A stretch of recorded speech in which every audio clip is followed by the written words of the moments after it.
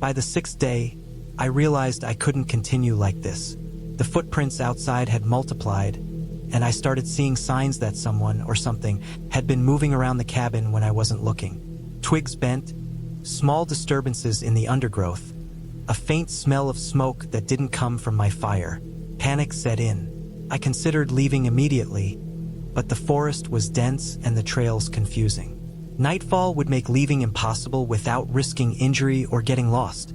I had no signal on my phone, no way to call for help, and the nearest road was miles away. I was trapped in a wilderness that felt increasingly hostile.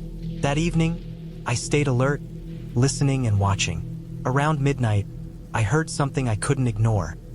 A deliberate, slow movement outside, accompanied by soft, muffled sounds of someone walking carefully but purposefully. It wasn't an animal.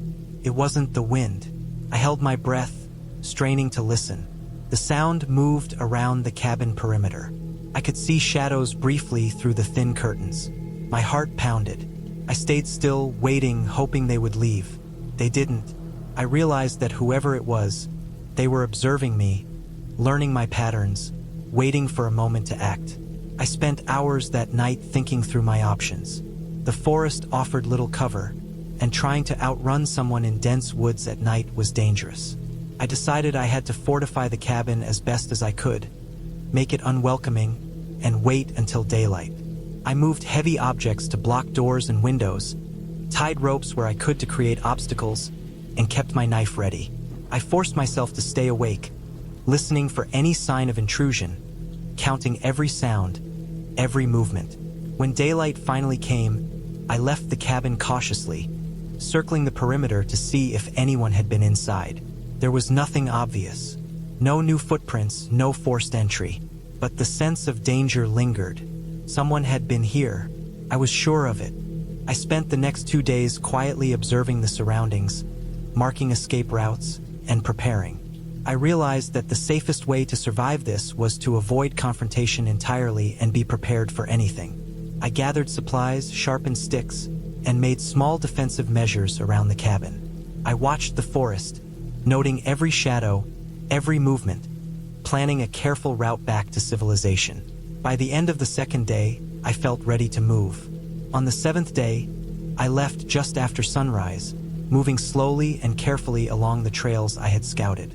I stayed low, keeping to shadows, constantly checking behind me.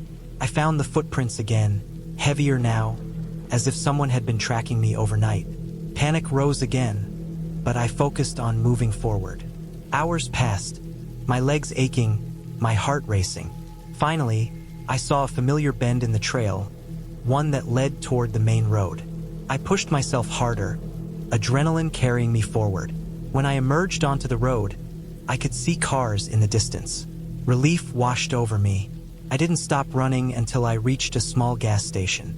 I called the local authorities, explained the situation, and they came to check the cabin. When I returned with them, the cabin was empty. There were no signs of forced entry, no traces of anyone inside, nothing beyond the small disturbances I had noticed earlier. The forest seemed peaceful again, almost normal, but I knew what I had experienced was real. Someone had been there, watching, waiting. The authorities suggested it could have been a transient, someone living off the forest, but they had no evidence. I never went back. I sold the cabin access rights to someone else and never returned to that area. I still dream about it sometimes, that sense of being watched, the quiet terror that filled every shadow, every sound. I survived, but I carry the memory of those nights in the forest with me, a reminder that isolation can be dangerous in ways you never expect, and that even the smallest signs can mean someone or something is out there, waiting. I had always loved the idea of being alone in the woods. The thought of leaving the city behind, of shutting off my phone and ignoring the hum of traffic and the never-ending notifications, always called to me like a quiet, insistent voice. I wasn't looking for adventure in the traditional sense. I wasn't climbing mountains or hiking rivers. I wanted quiet and I wanted space to think. That's why, when I found the cabin online, tucked away in a stretch of forest far from the nearest town, I booked it immediately. It was small, old but solid, with a wood stove, running water, and a tiny porch that overlooked a clearing surrounded by dense pine trees. It was advertised as a place for solitude. I didn't know how true that would become. The drive there was longer than I expected. The GPS guided me down winding, narrow roads where branches scraped the sides of my car and gravel crunched under the tires. Every so often, a deer would cross the path in front of me, their eyes reflecting my headlights before they disappeared into the dark. It was quiet, the kind of quiet that pressed against the car windows and seemed to fill the whole forest around me. I remember thinking how easily someone could get lost out here if they weren't careful. By the time I arrived, the sun had set completely, leaving only the dim glow of the dashboard to guide me as I parked in front of the cabin. The cabin itself looked smaller and more worn than in the pictures, but that was part of the charm. The wood was gray and rough, the paint peeling in some places. I carried my bag inside, noting the smell immediately. A mix of old wood, damp earth, and the faintly sweet tang of pine sap. It was comforting and strange all at once. I lit the wood stove, arranging the kindling and logs in a careful stack, and soon the cabin was warm, the flickering light of the fire casting shadows that stretched and twitched across the walls. I unpacked slowly, trying to settle in, knowing I had a full week ahead of me with no one else around. The first night was quiet, almost unnaturally so.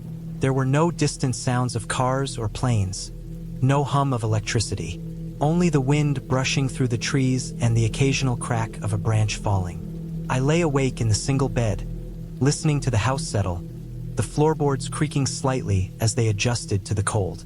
Eventually, I fell asleep, feeling a rare kind of peace I hadn't experienced in years. The next day, I explored the area around the cabin. There was a narrow trail that led into the forest, and I followed it as far as I could before the underbrush became too thick. The sunlight filtered through the canopy in thin shafts, highlighting patches of moss and fallen leaves. I found an old stream, barely more than a trickle, lined with stones that glistened in the light. I stopped and knelt there for a while, listening to the faint rush of water, watching tiny fish dart under the rocks. It was beautiful, and I felt completely disconnected from the rest of the world. I returned to the cabin in the evening, my legs tired and scratched from the underbrush, but feeling satisfied in a way I hadn't in a long time. Over the next few days, I fell into a routine. Mornings were for long walks through the forest, afternoons for reading or chopping wood for the stove, evenings for cooking simple meals and watching the fire. It was peaceful, but as time went on, a small, nagging sense of unease began to creep in. At first, it was subtle. A branch snapping in the distance, the feeling that I was being watched, even though I knew the forest was empty. Sometimes, I would glance out the window and think I saw movement between the trees, just a flash of something that vanished before I could identify it. I told myself it was just animals, that my mind was playing tricks after so much isolation, but the feeling persisted. On the fourth night, it became more pronounced. I had gone to bed earlier than usual, the fire burning low in the stove. I was reading when I heard it. A sound outside the cabin, soft but deliberate. It wasn't the usual noises of the forest. This was something different, more intentional. A scrape against the wood siding, followed by a muted thud, then silence. My heart started to race. I told myself it was a branch falling, that animals could make similar sounds, but it felt too close, too deliberate. I got up and peeked through the window, but the darkness was thick. The trees were just shadows, and there was nothing to see. I went back to bed, trying to convince myself I was imagining it, but sleep didn't come easily that night. The next day, I checked the perimeter of the cabin more thoroughly. I walked around, scanning the ground for footprints or signs that someone or something had been near. There were none. No footprints, no tire tracks, nothing out of the ordinary. I tried to reassure myself, but unease had taken root. That evening, as I sat by the fire, I noticed something else. A small pile of twigs and leaves had been moved near the edge of the clearing. It looked deliberate, as though someone had placed it there. I couldn't explain it. I had been careful to lock the cabin door and windows, and there was no other sign of human presence. My mind raced with possibilities. Could someone have come during the day without me noticing? Was this some kind of prank? It didn't make sense. I was far from any road, isolated in the forest. That night, sleep was impossible. I lay in bed listening to every creak and groan of the cabin. The wind picked up, rustling the trees in a way that sounded almost like whispers. And then I heard it again. A slow, deliberate scraping, like someone dragging something along the side of the house. I froze, listening as it stopped, then resumed in a different spot. My heart pounded so loudly I was sure it would give me away.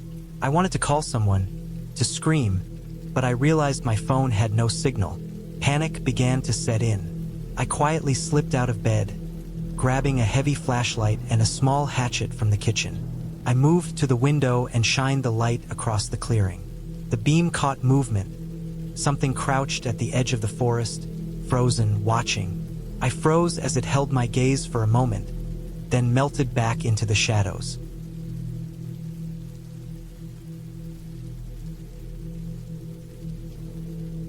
I spent the rest of the night awake, gripping the flashlight and listening. The forest seemed alive in a way it hadn't before, each sound magnified.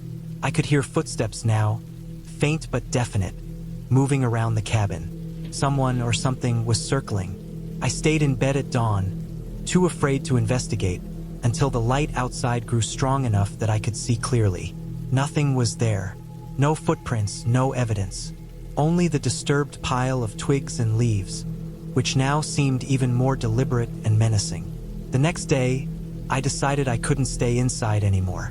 I had to check the perimeter properly to find some clue about what was happening. I packed a small bag, took my flashlight and hatchet, and walked carefully around the clearing. The ground was soft from recent rain, and this time I did notice footprints, small, human-like, but too narrow to match a normal adult male or female. They circled the cabin, stopping at points near windows, then disappearing into the forest. My stomach churned. Someone had been watching me for days, hiding in the trees, knowing my every movement. I thought about leaving immediately, but then realized the dirt road I had come in on was overgrown, barely visible. My car would be hard to reach without exposing myself. I needed a plan. Over the next 2 days, I fortified the cabin as best I could. I wedged heavy furniture against doors and windows, reinforced the locks, and made a list of supplies I could use for defense. Firewood, kitchen knives, a small hatchet, and rocks from the clearing. I stayed inside, peering through windows, trying to spot any movement. Every sound, the snap of a branch, a rustle in the underbrush, made me jump. I was exhausted, terrified, and constantly on edge. Sleep became impossible, and I began to feel the crushing weight of isolation. The forest that had once seemed beautiful now felt like a cage. On the 6th night, the tension reached its peak. I had seen movement all day, fleeting glimpses of someone or several people, moving through the trees, always staying just out of reach. That night, the sounds were louder, more coordinated, scraping along the siding, knocking against the windows, even faint voices carried on the wind. I didn't know how many people were out there. I stayed huddled in the corner of the cabin with the flashlight and hatchet, listening, trying to conserve my energy. Hours passed, or maybe minutes, it was impossible to tell. Dawn eventually came and the sounds stopped. When I ventured outside, I found dozens of footprints circling the cabin, too many to count, leading into the dense forest in every direction. By then, I realized there was no negotiating, no confronting, no reasoning. I had to leave, but I couldn't take the main road. It would expose me. I spent the day planning an alternative route. I would follow a faint trail I had noticed earlier, one that led downhill toward a small creek, then use the water to guide me out of the forest. It was risky, but staying meant I would eventually be discovered. That evening, under the cover of darkness, I moved. I kept low, using the shadows of trees for cover, listening constantly for footsteps behind me.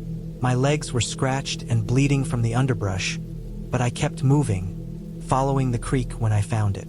It took hours, navigating in near-total darkness, but finally, by the early morning, I stumbled onto a wider trail.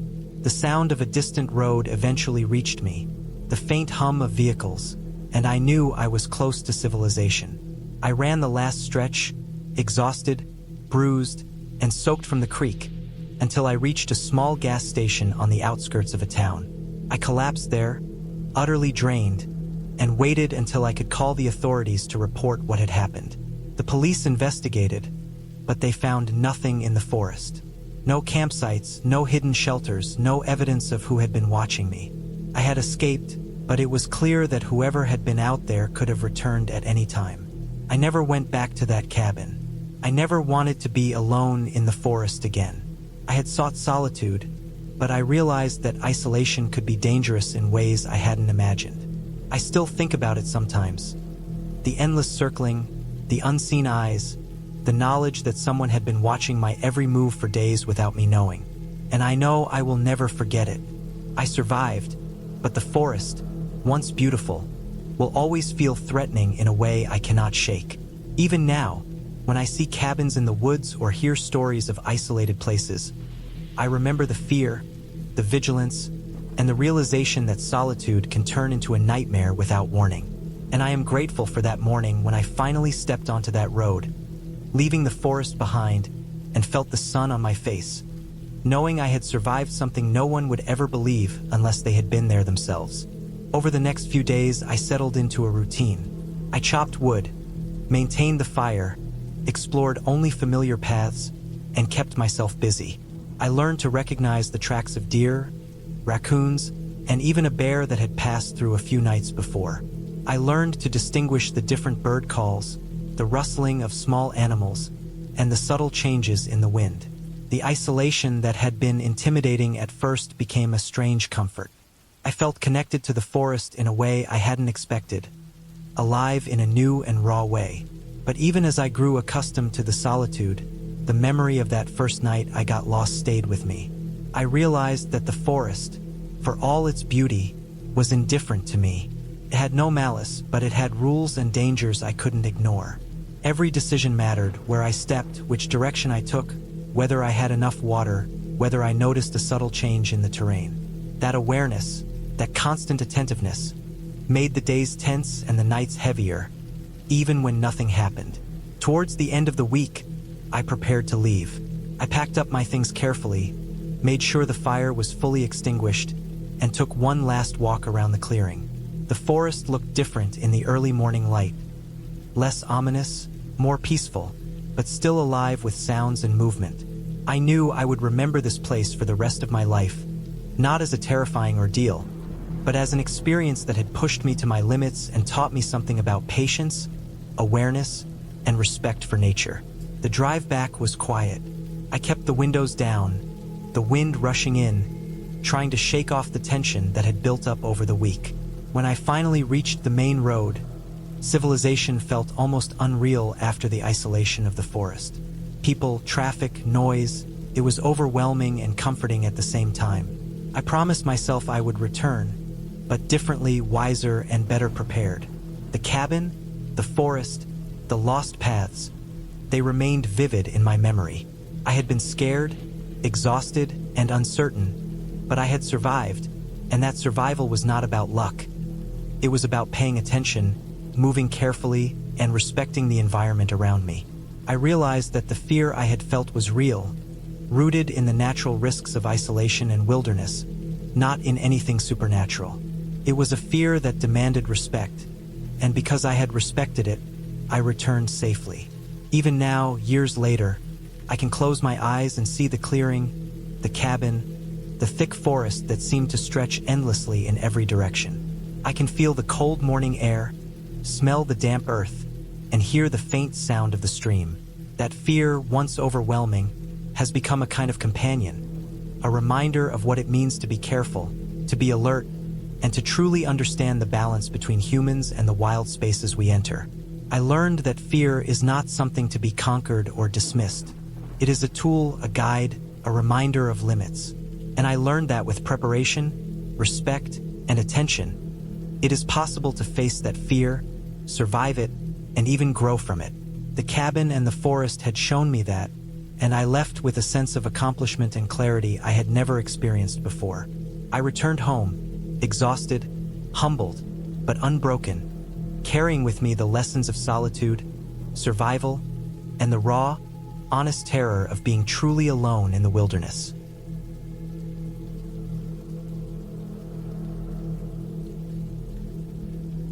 I had planned the trip for months. I had spent late nights poring over maps of the mountains, reading guides, checking weather reports, and even watching videos from people who had ventured into the remote areas I wanted to explore. I wanted solitude, a week away from the noise of the city, from people, from everything familiar. The cabin I rented was tucked away in a dense forest in the northern part of the state, far from any roads that weren't gravel or dirt, far from any other people. When I arrived, the only sign of human life was the small wooden sign at the beginning of the path that led to the cabin, nailed crookedly to a post that leaned slightly to the right.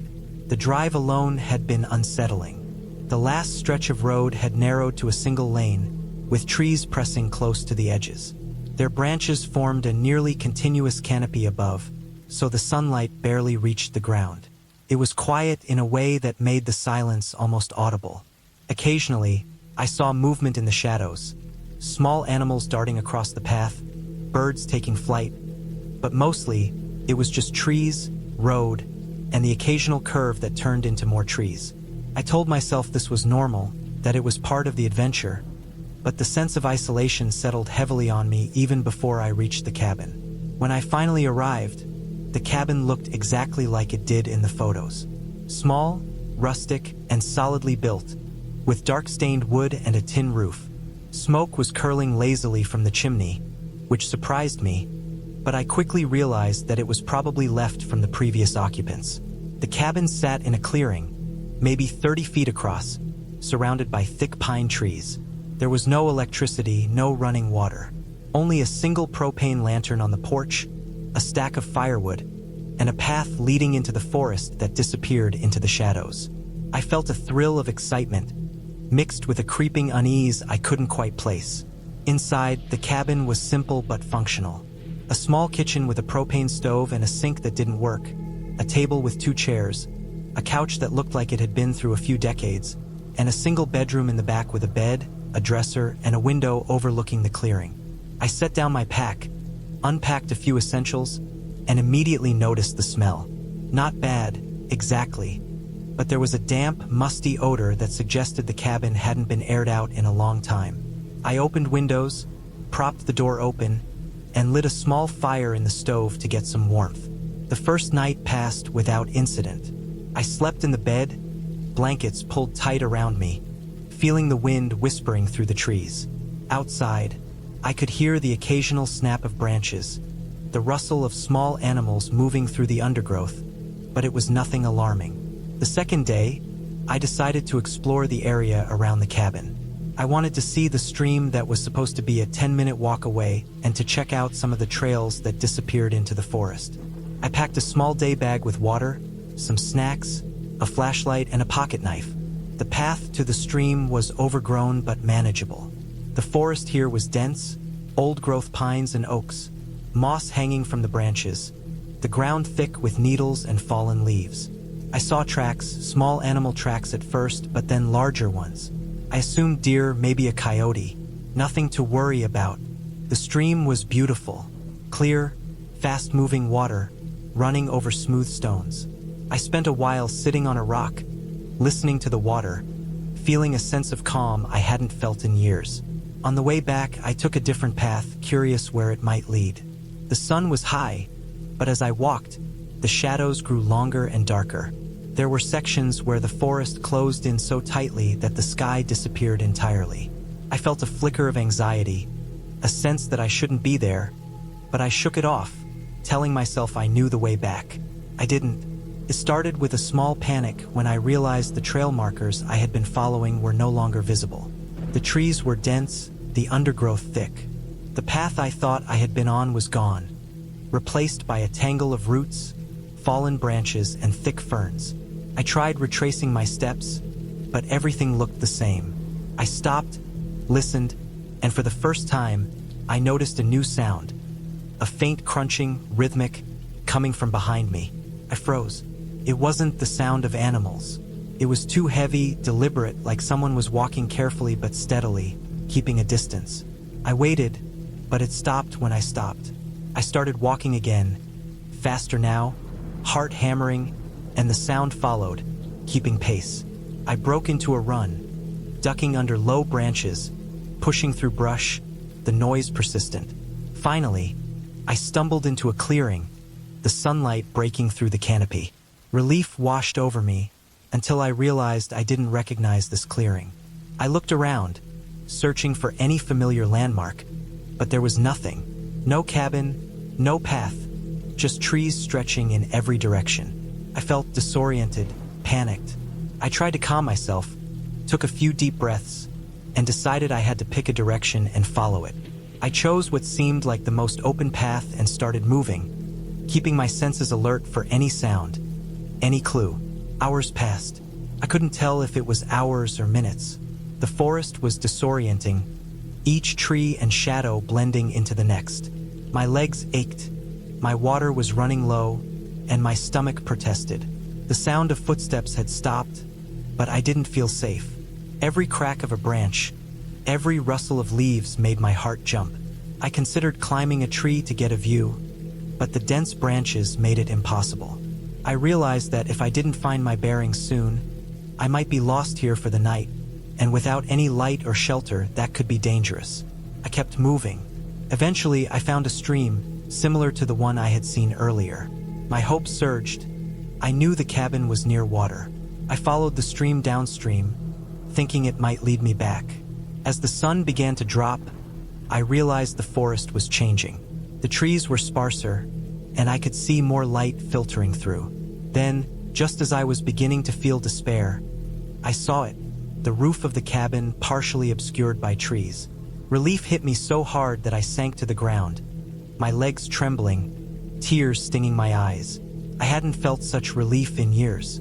That night, I stayed close to the cabin, keeping the fire going longer than I normally would. I double-checked the locks, made sure every window was secure. The forest outside seemed different, more menacing, but I told myself it was just my imagination. The next day, I explored a little more carefully, marking the path with small ribbons of cloth tied to branches, so I couldn't get lost again. I found the same stream and traced a clearer path that led directly to the cabin. Over the next few days, I settled into a routine. I chopped wood, maintained the fire, explored only familiar paths, and kept myself busy. I learned to recognize the tracks of deer, raccoons, and even a bear that had passed through a few nights before. I learned to distinguish the different bird calls, the rustling of small animals, and the subtle changes in the wind. The isolation that had been intimidating at first became a strange comfort. I felt connected to the forest in a way I hadn't expected, alive in a new and raw way. But even as I grew accustomed to the solitude, the memory of that first night I got lost stayed with me. I realized that the forest, for all its beauty, was indifferent to me. It had no malice, but it had rules and dangers I couldn't ignore. Every decision mattered: where I stepped, which direction I took, whether I had enough water, whether I noticed a subtle change in the terrain. That awareness, that constant attentiveness, made the days tense and the nights heavier, even when nothing happened. Towards the end of the week, I prepared to leave. I packed up my things carefully, made sure the fire was fully extinguished, and took one last walk around the clearing. The forest looked different in the early morning light. Less ominous, more peaceful, but still alive with sounds and movement. I knew I would remember this place for the rest of my life, not as a terrifying ordeal, but as an experience that had pushed me to my limits and taught me something about patience, awareness, and respect for nature. The drive back was quiet. I kept the windows down, the wind rushing in, trying to shake off the tension that had built up over the week. When I finally reached the main road, civilization felt almost unreal after the isolation of the forest. People, traffic, noise, it was overwhelming and comforting at the same time. I promised myself I would return, but differently, wiser, and better prepared. The cabin, the forest, the lost paths, they remained vivid in my memory. I had been scared, exhausted, and uncertain, but I had survived, and that survival was not about luck. It was about paying attention, moving carefully, and respecting the environment around me. I realized that the fear I had felt was real, rooted in the natural risks of isolation and wilderness, not in anything supernatural. It was a fear that demanded respect, and because I had respected it, I returned safely. Even now, years later, I can close my eyes and see the clearing, the cabin, the thick forest that seemed to stretch endlessly in every direction. I can feel the cold morning air, smell the damp earth, and hear the faint sound of the stream. That fear, once overwhelming, has become a kind of companion, a reminder of what it means to be careful, to be alert, and to truly understand the balance between humans and the wild spaces we enter. I learned that fear is not something to be conquered or dismissed. It is a tool, a guide, a reminder of limits. And I learned that with preparation, respect, and attention, it is possible to face that fear, survive it, and even grow from it. The cabin and the forest had shown me that, and I left with a sense of accomplishment and clarity I had never experienced before. I returned home, exhausted, humbled, but unbroken, carrying with me the lessons of solitude, survival, and the raw, honest terror of being truly alone in the wilderness.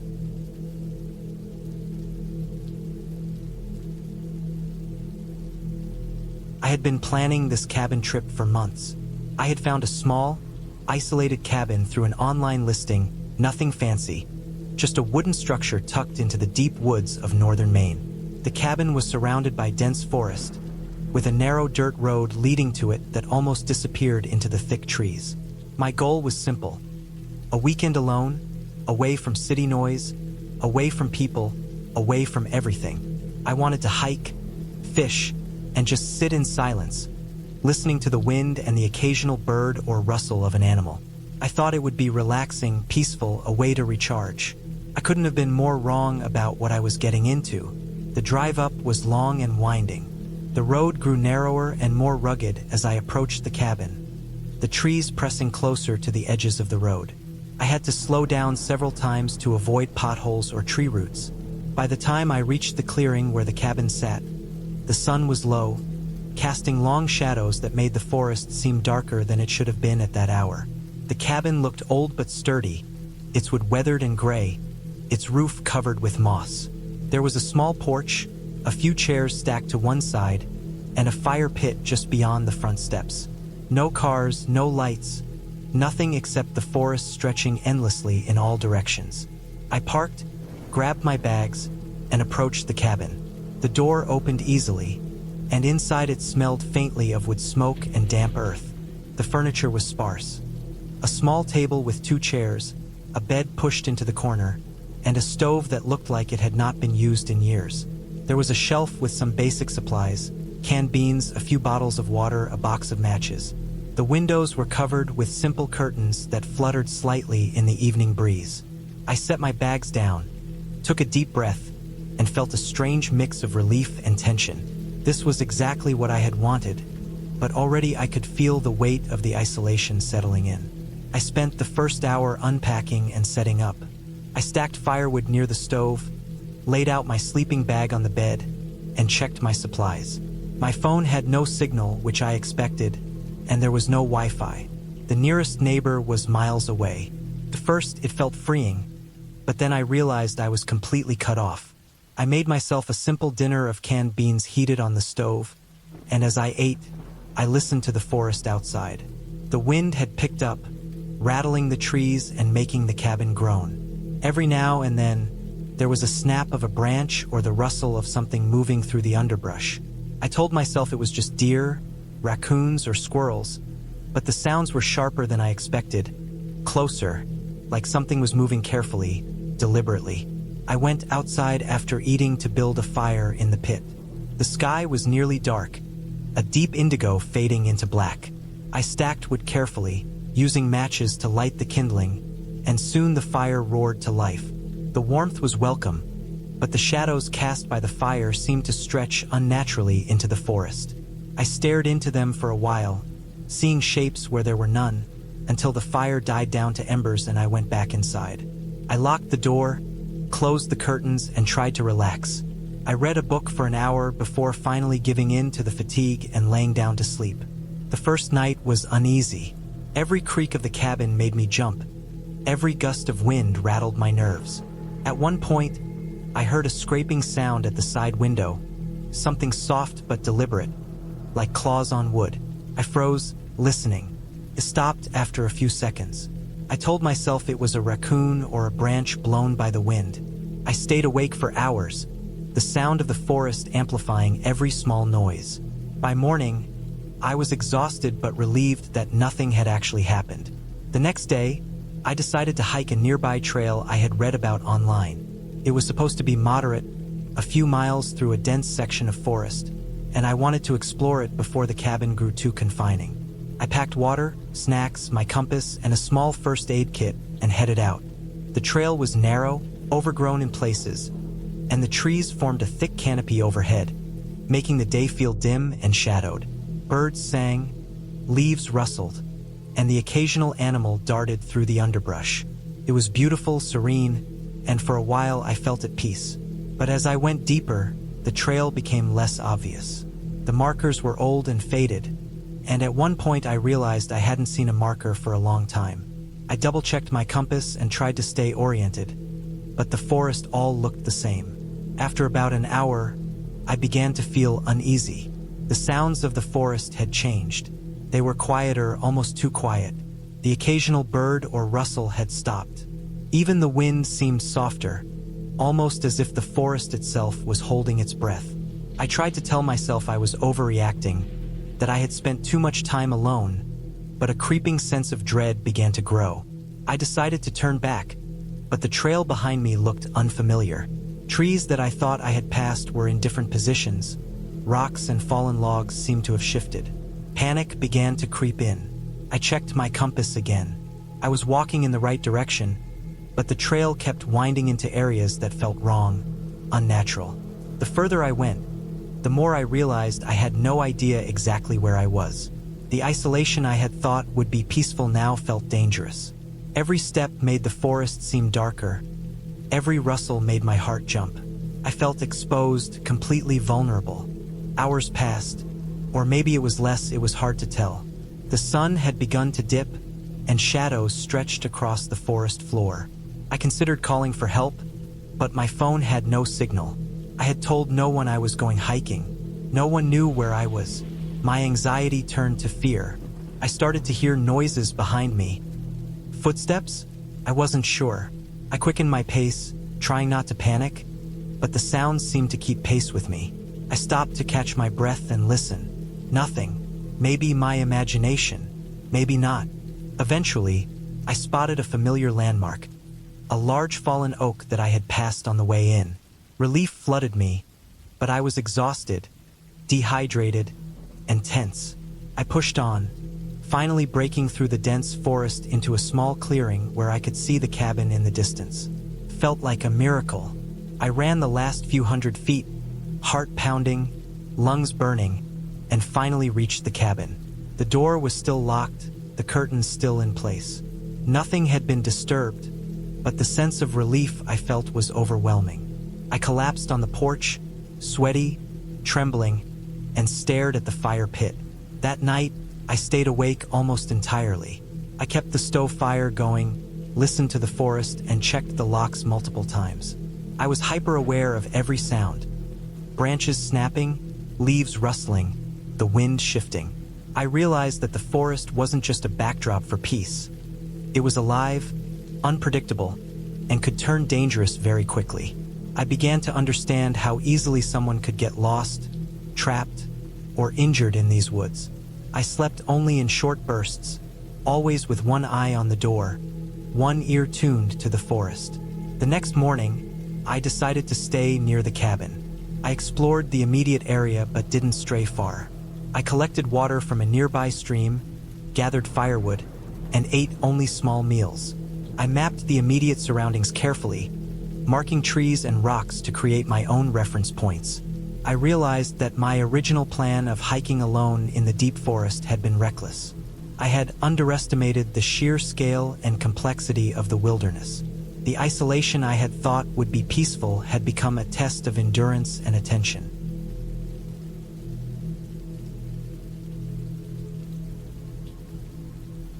I packed my things hastily, but quietly. I checked the windows and doors again, and then, carrying only essentials, I slipped out of the back of the cabin. I stayed low, moving through the thick underbrush to avoid being seen. My heart raced with every sound: the snap of a twig, the rustle of leaves, a distant bird call. I followed the faint path I had come in on, trying to keep calm. Hours passed. I kept moving, even as exhaustion set in, until I finally saw the glimmer of the main road through the trees. Relief washed over me, but it was tempered by caution. I moved slowly, scanning the road, hoping for a car or any sign of life.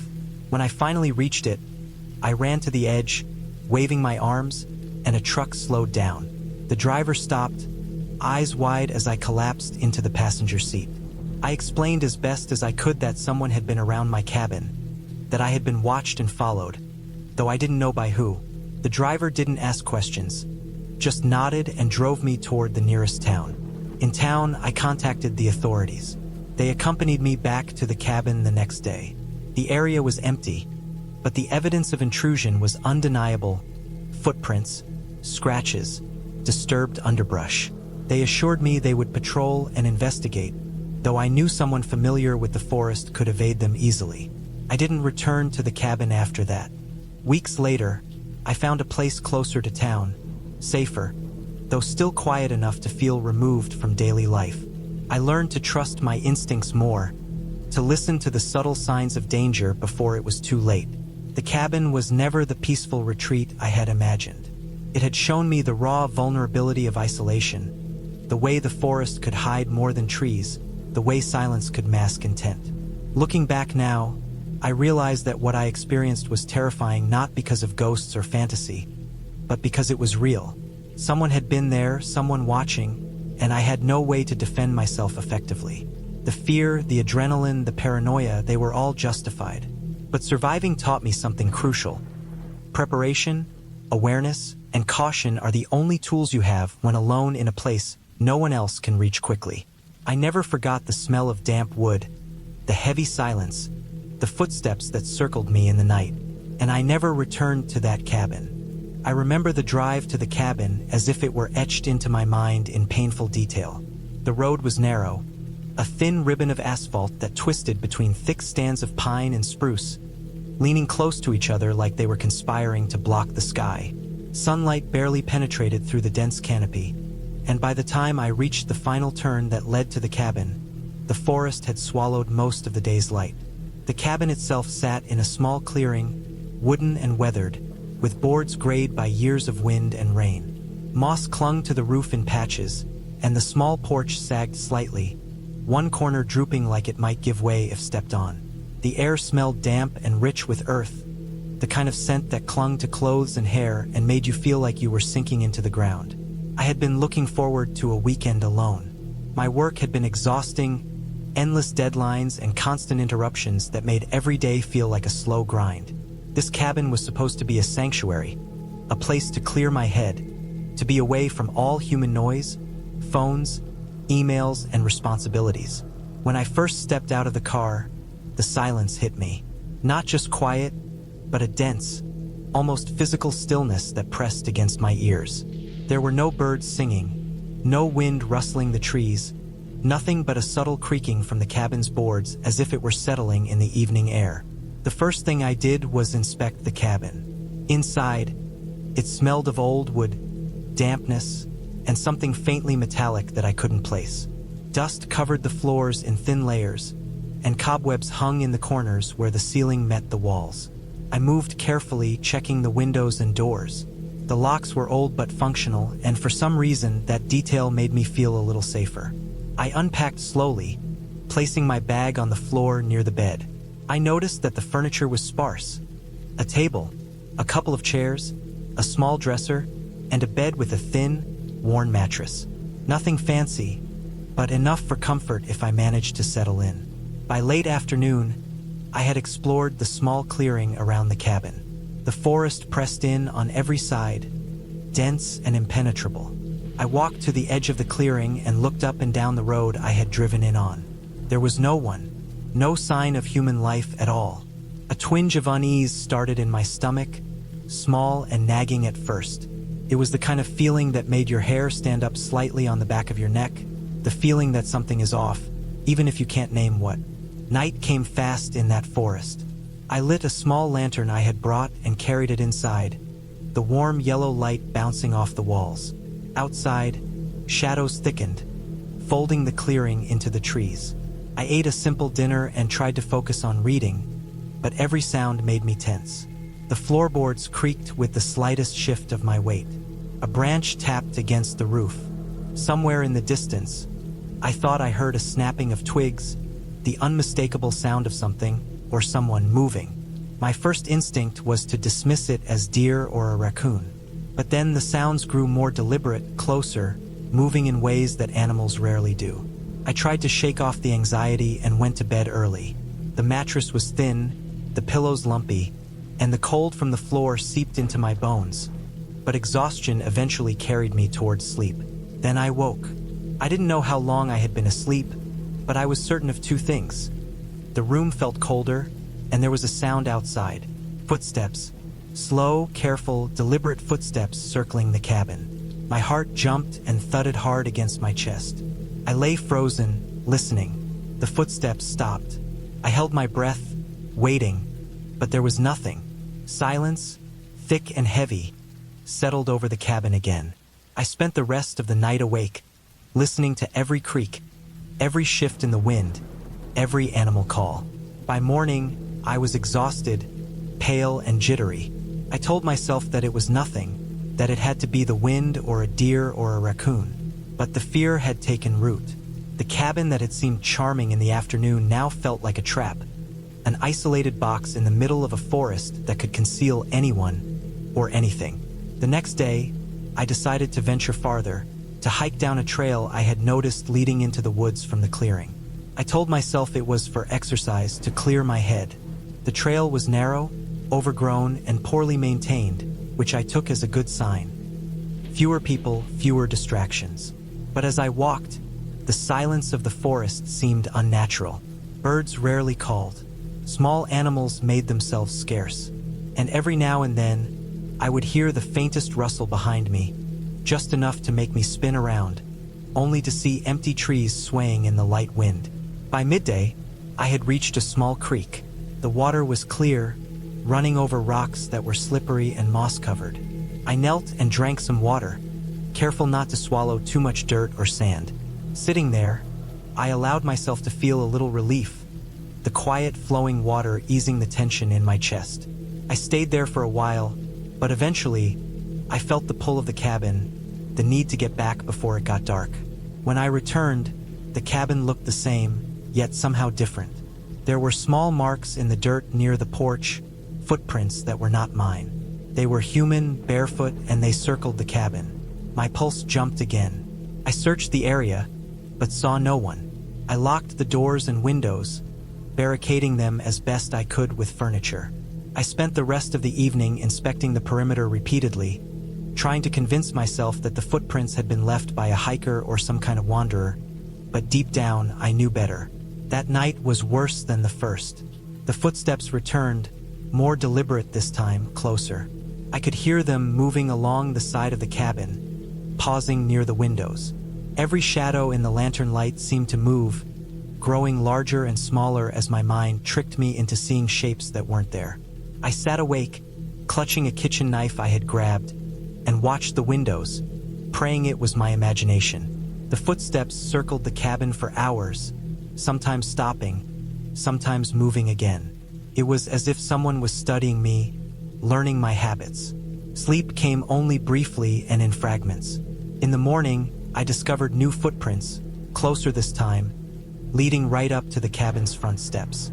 There were marks on the door frame, shallow scratches as if someone had tried to test the strength of the lock.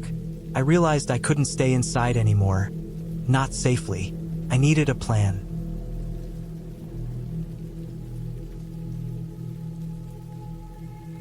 I had been driving all day, the tires of my old truck crunching over gravel and dirt roads that twisted like ribbons through the dense forest.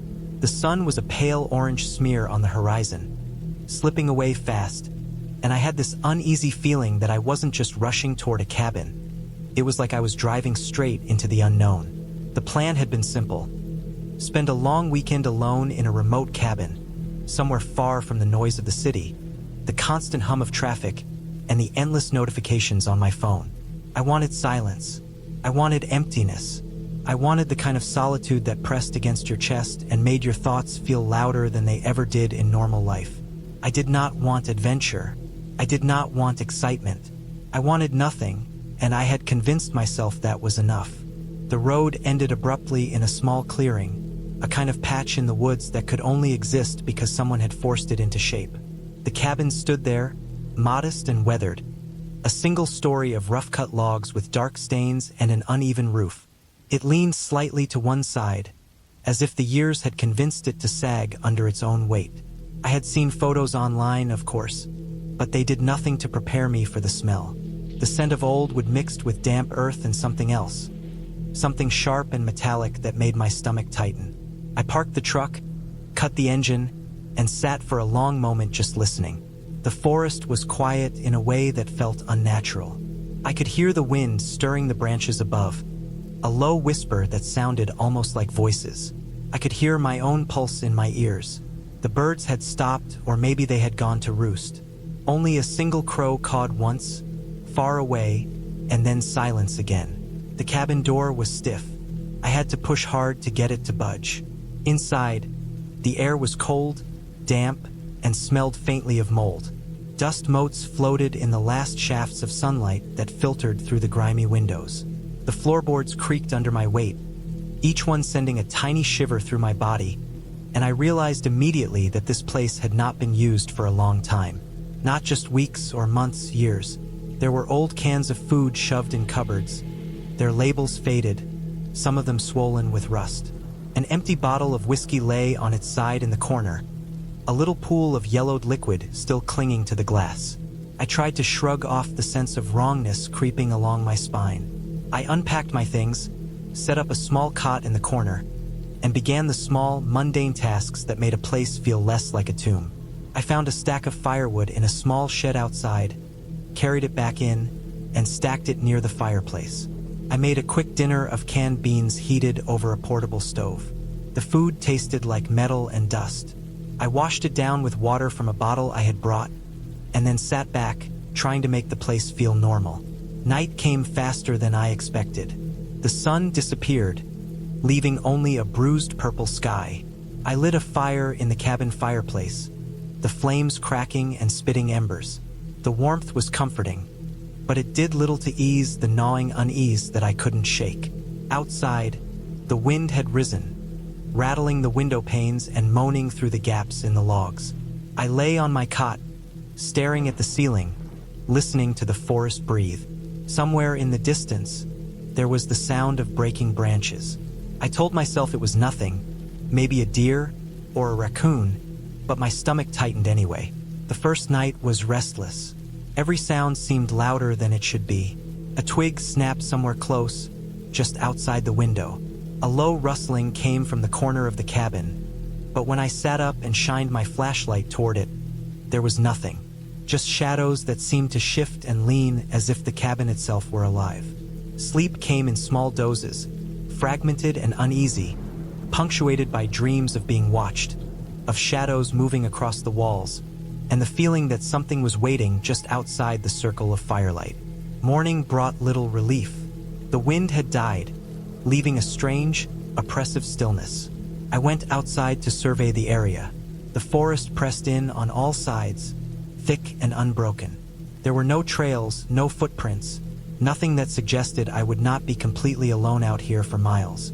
I walked the perimeter of the clearing, keeping my eyes open for anything unusual, but there was nothing. Still, I could not shake the feeling of being observed. It was in the air, in the silence, in the way the trees seemed to lean just a little closer when I passed. The days passed slowly, painfully. I tried to occupy myself with cleaning the cabin, stacking firewood, and exploring the edges of the clearing, but the unease never left. At times, I would catch movement out of the corner of my eye, a branch moving too sharply, a shadow that didn't belong. But when I turned, there was nothing. The forest seemed to be holding its breath, and I began to feel like I was the intruder, not the owner of this space. By the third day, I noticed small signs that something else had been there before me. A footprint in the mud just outside the back door, too large to be mine, too deep for a deer. A half-broken branch snapped cleanly as if by a human hand. The firewood pile had shifted slightly overnight, though I had not touched it. I tried to rationalize everything. I told myself animals could have done it. Wind could have done it. Imagination could have done it. But deep down, I knew this was different. This was deliberate. Someone had been here, or perhaps someone still was. On the fourth night, the noises began again, sharper this time. There were footsteps outside, circling the cabin. First, I froze, hoping they would go away. But they didn't. They stopped for a moment, then started again. Slow, deliberate, circling. I felt my pulse climb, my throat tight. I wanted to run, but I had no idea which way to go. The truck was parked at the far edge of the clearing, and I didn't know if whoever was out there had noticed it. I grabbed the largest piece of firewood I could find, holding it like a weapon, though I knew it would do little. I stayed in the center of the cabin, listening. The circling stopped. The silence returned, heavy and suffocating. I didn't sleep that night. I sat by the fire, constantly watching the windows, my hands trembling. Every shadow felt alive. Every sound outside made me flinch. The forest was no longer a backdrop. It was a presence, patient and watchful, and I felt its eyes on me. The next morning, I decided I could not stay another night.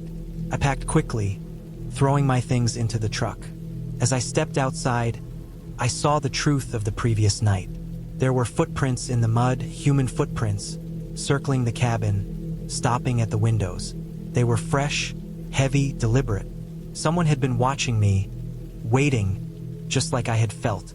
I drove out fast, keeping my eyes on the road, glancing at every tree, every shadow.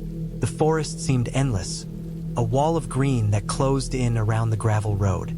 I dared not stop, even when my arms ached from gripping the steering wheel, even when the truck rattled over potholes and rocks. Every so often, I thought I saw movement at the edge of the trees, but I refused to look closely. I refused to confirm my fear. By the time I reached a paved road, the tension in my body had not eased. My hands were raw from gripping the wheel, my heart was hammering, and I felt hollow inside. I pulled over at the first gas station I saw and sat for a long time in the car, trying to breathe normally, trying to convince myself I was safe now. I called a friend, told them I was leaving, and gave them my location, though I had no intention of waiting for anyone. I just needed to get out. Looking back, I realized what made the cabin terrifying was not the building itself, not the creaking floors or the shadows, but the knowledge that someone else had been there, unseen, patient, and perhaps still there. That knowledge turned isolation into danger. It made every sound a threat, every shadow a promise of harm. I never returned to that cabin. I sold the truck I had driven out there and avoided the roads that led into that forest. I researched the area as best I could, but the cabin was off the map in many ways, a private plot that existed in legal records but not in common guides. I told myself I was lucky to have gotten out when I did. Others might not have. I still think about that place sometimes, especially when I hear about disappearances in remote areas. I can still feel the cold, damp air, the smell of old wood and rust, the oppressive weight of the forest, and the certainty that someone was waiting just out of sight. The experience changed me. I no longer sought solitude in the wilderness. I no longer romanticized isolation. I learned that nature can be empty, yes, but the people who move quietly within it can be far more dangerous.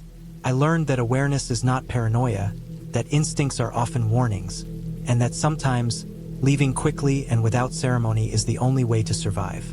Even now, years later, I find myself checking the corners of hotel rooms, the dark edges of parking lots, the shadows behind windows, thinking of that cabin, thinking of the footprints in the mud. I know I will never return, but I know, too, that part of me will never stop remembering and never stop feeling the brush of fear that taught me more about life than any quiet, empty weekend ever could.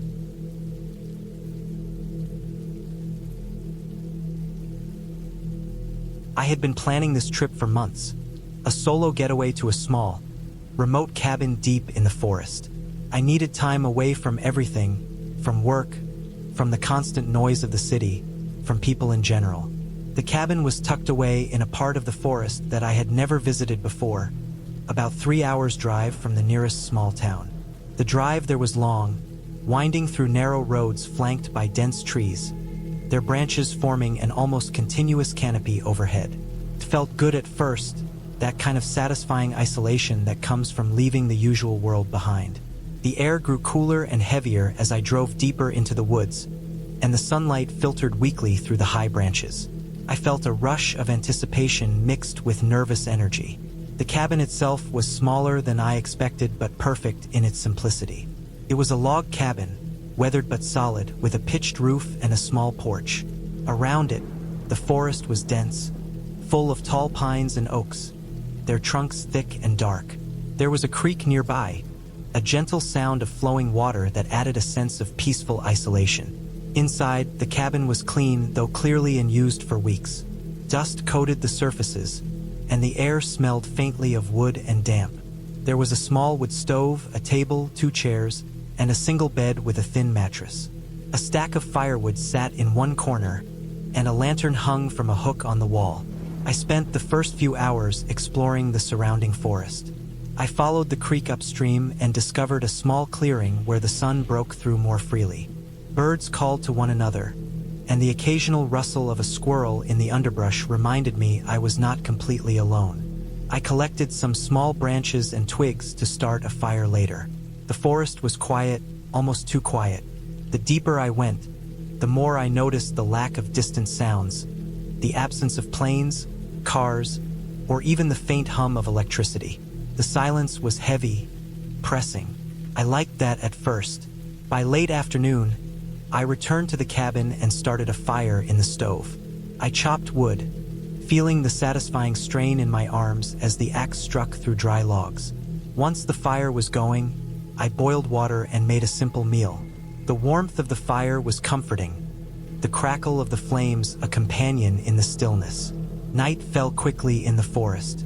The shadows grew long and dark, swallowing the edges of the clearing and the cabin itself. The sounds of the forest shifted.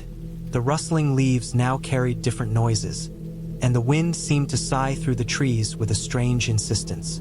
I stayed near the fire for a long time, the lantern casting a soft circle of light. Outside, the forest was pitch black. I could hear the creek, but beyond that, only the occasional snap of a twig or rustle in the brush. I kept telling myself it was the wind, deer, or some small animal moving through the undergrowth. But every so often, a sound came that didn't fit. A heavy footstep, a branch breaking in the wrong way. My heart would jump, and I would hold my breath, straining to hear what it could be. I slept fitfully. Every noise made me startle. Shadows outside the window seemed to move against the grain of the forest. I kept the fire smoldering, afraid to let the cabin go completely dark. When I woke in the early hours, I saw that the wind had picked up. Branches scraped against the roof, and leaves pelted the windows. I got up to stoke the fire, the cabin feeling suddenly smaller, more confined. On the second day, I decided to explore more of the forest. I packed water, a small first aid kit, and my phone, though I knew I probably wouldn't have service in this remote area. The path I chose was less traveled, narrower and overgrown, and the deeper I went, the more isolated it felt. The forest floor was uneven, covered in roots and fallen branches, and I had to pay constant attention to avoid tripping. The creek was now just a faint sound in the distance. As the hours passed, I began to notice something strange. There were signs of someone else, though I hadn't expected to see anyone here. Footprints, partially washed away by rain, appeared on the muddy patches near the creek. They were large and heavy, inconsistent with any animal tracks I recognized. I followed them for a short distance but quickly felt uneasy. The tracks didn't lead anywhere familiar, and the forest around me seemed to close in. Every snapping branch, every rustle of leaves, seemed louder, sharper, more deliberate. I turned back, my steps quicker now, though I kept glancing behind me, half expecting to see someone there. But there was nothing. Returning to the cabin, I felt both relieved and tense. The sense of isolation was no longer comforting. It was oppressive. I tried to distract myself by chopping more wood and preparing a larger fire. That evening, the wind was stronger. The trees bent and creaked, and something about the way the darkness moved outside the cabin made me feel watched. I kept the lantern on and stayed close to the fire. The third day was the worst. I woke to find the fire had gone out, leaving the cabin cold and dim. The sky outside was gray, thick clouds blotting out sunlight. I went outside to fetch more wood, and immediately noticed something odd. A branch had been broken near the porch, and there were fresh footprints in the mud leading toward the cabin. Panic surged, my heart hammering. Whoever or whatever was out there was close. I ran inside, bolted the door, and moved the furniture in front of it as best I could. I found a heavy iron poker and kept it by my side. The rest of the day passed slowly. Every sound made me jump. At one point, I thought I saw movement outside the window, just a flash of something dark slipping between trees. I stayed low, watching, listening. The footprints outside remained, circling the cabin at times, always close, always returning. I realized then that I was not just alone in the forest. I was being watched. That night, sleep was impossible. I kept the fire alive, the lantern burning, my senses straining for any noise. The wind howled, and I could hear branches scraping against the cabin as if someone, or something, was testing its walls. At one point, I thought I heard breathing outside, low and steady. I gripped the poker, moving from window to window, but the darkness was impenetrable. I had been planning the trip for months. I wanted solitude, a place far away from everything and everyone. Somewhere I could be completely alone, with nothing but the forest and the cold wind to keep me company. I had rented a small cabin deep in the mountains, far from the nearest town. The location was remote, accessed only by a rough dirt road that twisted through dense pine forests. The cabin was nothing special, just a small wooden structure with a single bedroom, a tiny kitchen, and a wood stove. But that was exactly what I wanted. I had been living in the city for years, trapped in routines, noise, and endless obligations, and the thought of being isolated was exhilarating. I told myself it would be peaceful, a chance to read, write, and sleep without interruption. I thought it would be a vacation for my mind, but I had no idea what was waiting for me. I arrived in the late afternoon. The sky was gray, clouds heavy and low, the kind that make everything look muted and cold. The road had been difficult to navigate. Loose gravel and deep ruts made the car bounce violently. When I finally saw the cabin, tucked between tall pines and a small hill, I felt a strange mix of relief and unease. The air was thick with the smell of damp earth, pine needles, and decaying leaves. The silence was immediate and overwhelming, the kind of silence that presses into your chest. No birds sang, no wind whispered, nothing. It was quiet in a way that made my own breathing sound loud. I unpacked slowly, noticing how every sound, the zip of my bag, the creak of the cabin floor, the rustle of my shoes, echoed unnaturally. I had planned to start a fire, so I gathered the wood stacked near the cabin. It was damp, as though the rain had soaked it earlier in the week, and each log I lifted was heavier than it looked. I arranged them in the stove, striking a match that sputtered before catching. The fire roared, filling the room with warmth and a flickering light that chased the corners of the cabin. Outside, the sky darkened further. I could hear the wind begin to rise, shaking branches and rattling the windows. That night, I slept poorly. Every creak of the cabin, every snap of a branch outside, jolted me awake. The isolation which I had sought began to feel oppressive. Around 3 in the morning, I woke to a sound that made my stomach knot. It was subtle, almost imperceptible at first. A soft crunch, like footsteps on the dirt outside. I froze, straining to hear, my heart hammering. I told myself it was an animal, maybe a deer or a raccoon. But then there was a second sound, closer, deliberate, heavier, like someone walking slowly and carefully. My mind raced, trying to find a rational explanation. I reminded myself I was far from any other human habitation. Whoever could be out there, and why? My body felt tense, frozen in place, as I listened. The steps paused at the edge of the porch, and I could hear the faint scrape of something being dragged across the gravel. My pulse was deafening in my ears. I stayed awake until the first light of dawn. When I finally dared to look outside, there was nothing. No footprints, no sign of a person, no evidence that anyone had been near the cabin. The forest seemed empty, silent again. I tried to tell myself it was my imagination, a product of the dark and the isolation, but the unease lingered. The air felt heavier, the shadows deeper, as though the forest itself was watching. During the day, I kept busy. I explored the nearby woods, noting the steep inclines, the thick underbrush, and the sharp rocks that made hiking difficult. The forest was beautiful in a raw, untouched way, but every step I took, I felt the weight of being completely alone. The further I wandered, the more aware I became of how vulnerable I was. There were no paths, no markers, only my own footprints disappearing in the soft earth. I came across a small stream and followed it for a while, enjoying the sound of running water and the mossy stones under my feet.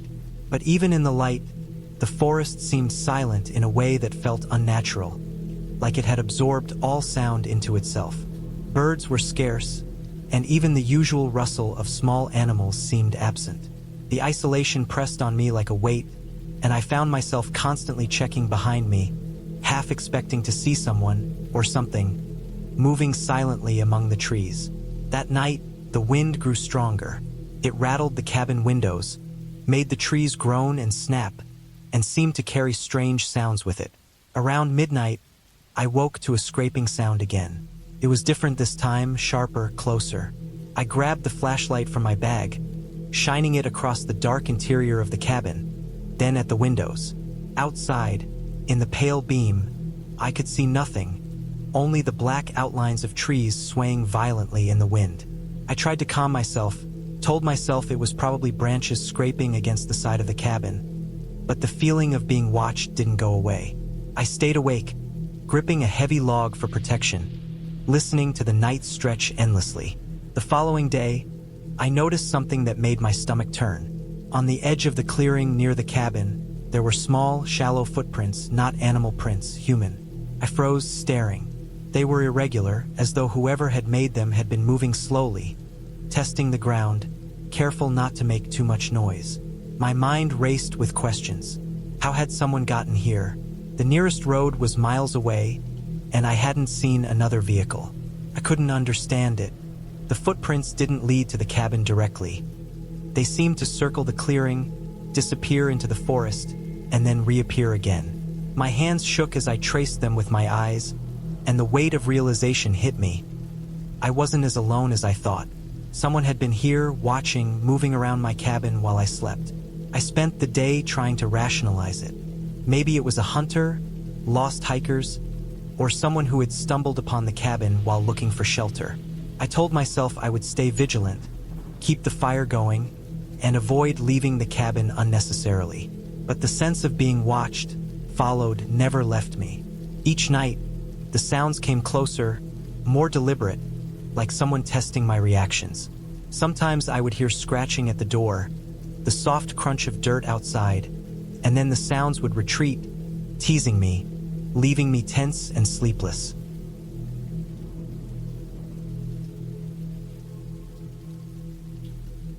Morning brought no relief. The footprints were still there, new ones joining the old. I decided I had to leave. I packed quickly, taking only essentials and my backpack, and prepared to hike back to the road. As I stepped outside, the wind tore at me, the forest cold and oppressive. The footprints seemed to follow me as I moved, not in a literal sense, but in the way that every snapping twig and shifting shadow felt connected. The hike back was grueling. I moved quickly, almost running in some places, and constantly turned to check behind me.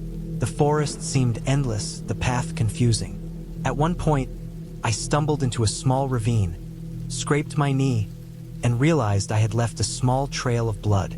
My fear was compounded by the knowledge that someone could see me, track me. I pushed myself harder, the thought of the cabin. Once a place of solitude, now a trap in my mind, urging me forward. Finally, after what felt like hours, I broke through a line of trees and saw the road. It was a small dirt road, overgrown but familiar, and I ran toward it without looking back. A car passed in the distance, and I waved my arms frantically.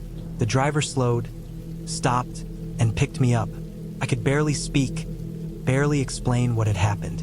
They drove me to the nearest town, where I called the police and explained everything. The officers took my report seriously. They didn't find anyone in the forest that day, but they told me it wasn't the first time someone had reported strange activity around that cabin.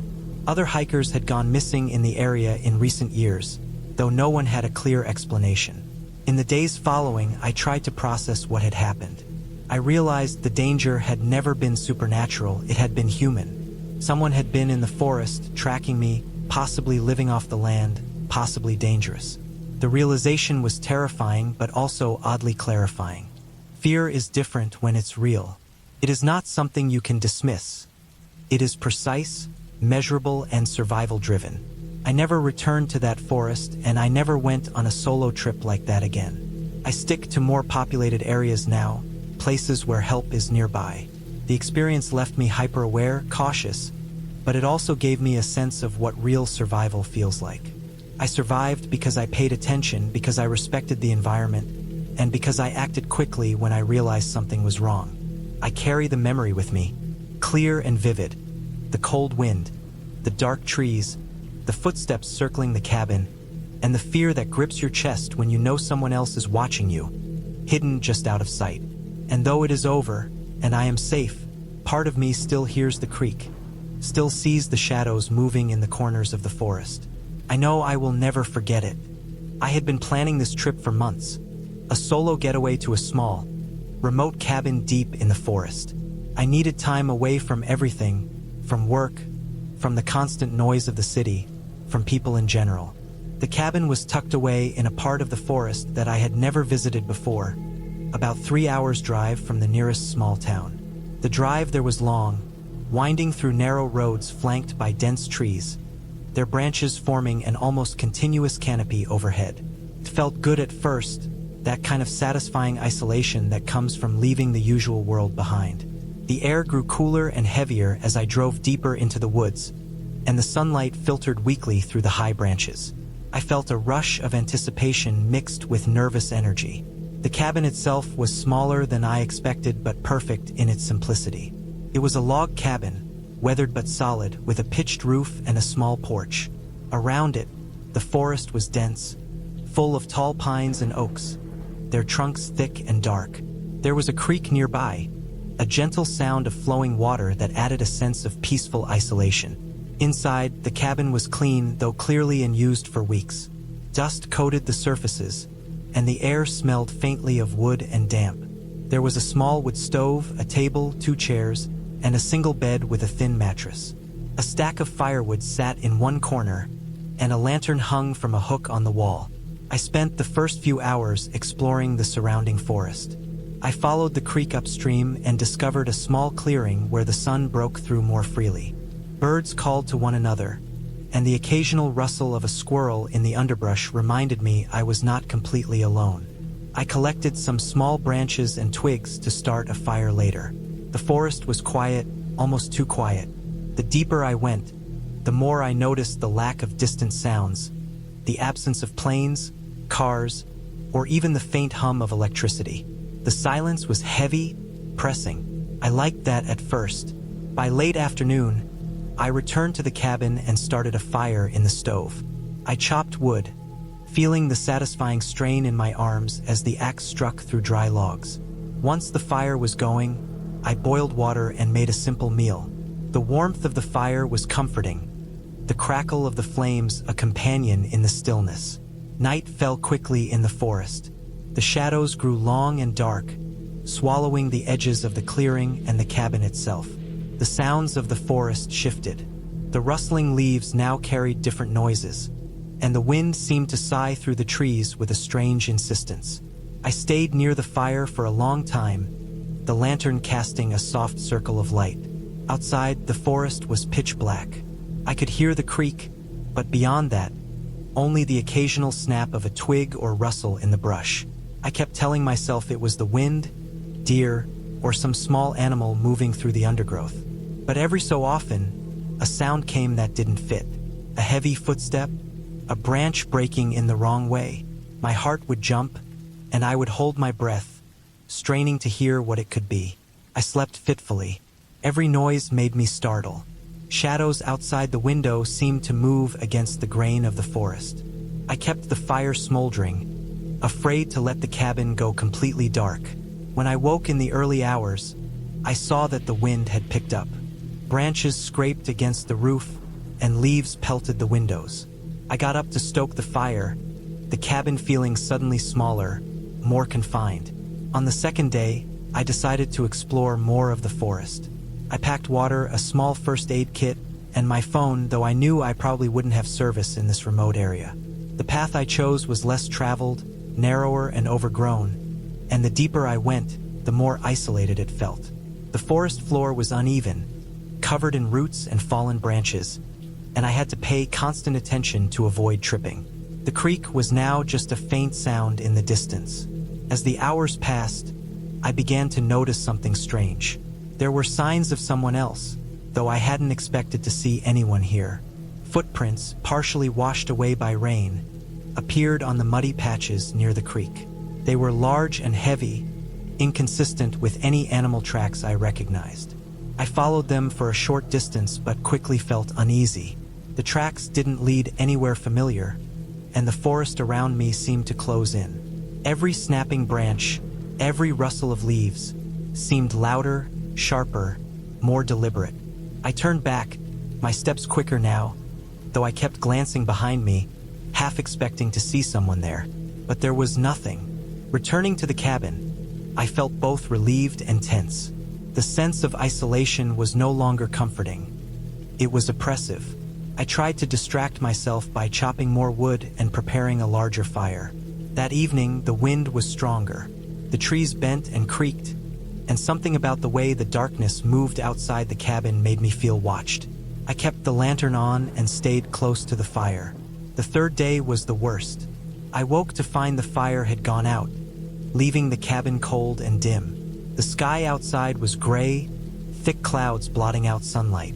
I went outside to fetch more wood, and immediately noticed something odd. A branch had been broken near the porch, and there were fresh footprints in the mud leading toward the cabin. Panic surged, my heart hammering. Whoever or whatever was out there was close. I ran inside, bolted the door, and moved the furniture in front of it as best I could. I found a heavy iron poker and kept it by my side. The rest of the day passed slowly. Every sound made me jump. At one point, I thought I saw movement outside the window, just a flash of something dark slipping between trees. I stayed low, watching, listening. The footprints outside remained, circling the cabin at times, always close, always returning. I realized then that I was not just alone in the forest. I was being watched. That night, sleep was impossible. I kept the fire alive, the lantern burning, my senses straining for any noise. The wind howled, and I could hear branches scraping against the cabin as if someone, or something, was testing its walls. At one point, I thought I heard breathing outside, low and steady. I gripped the poker, moving from window to window, but the darkness was impenetrable.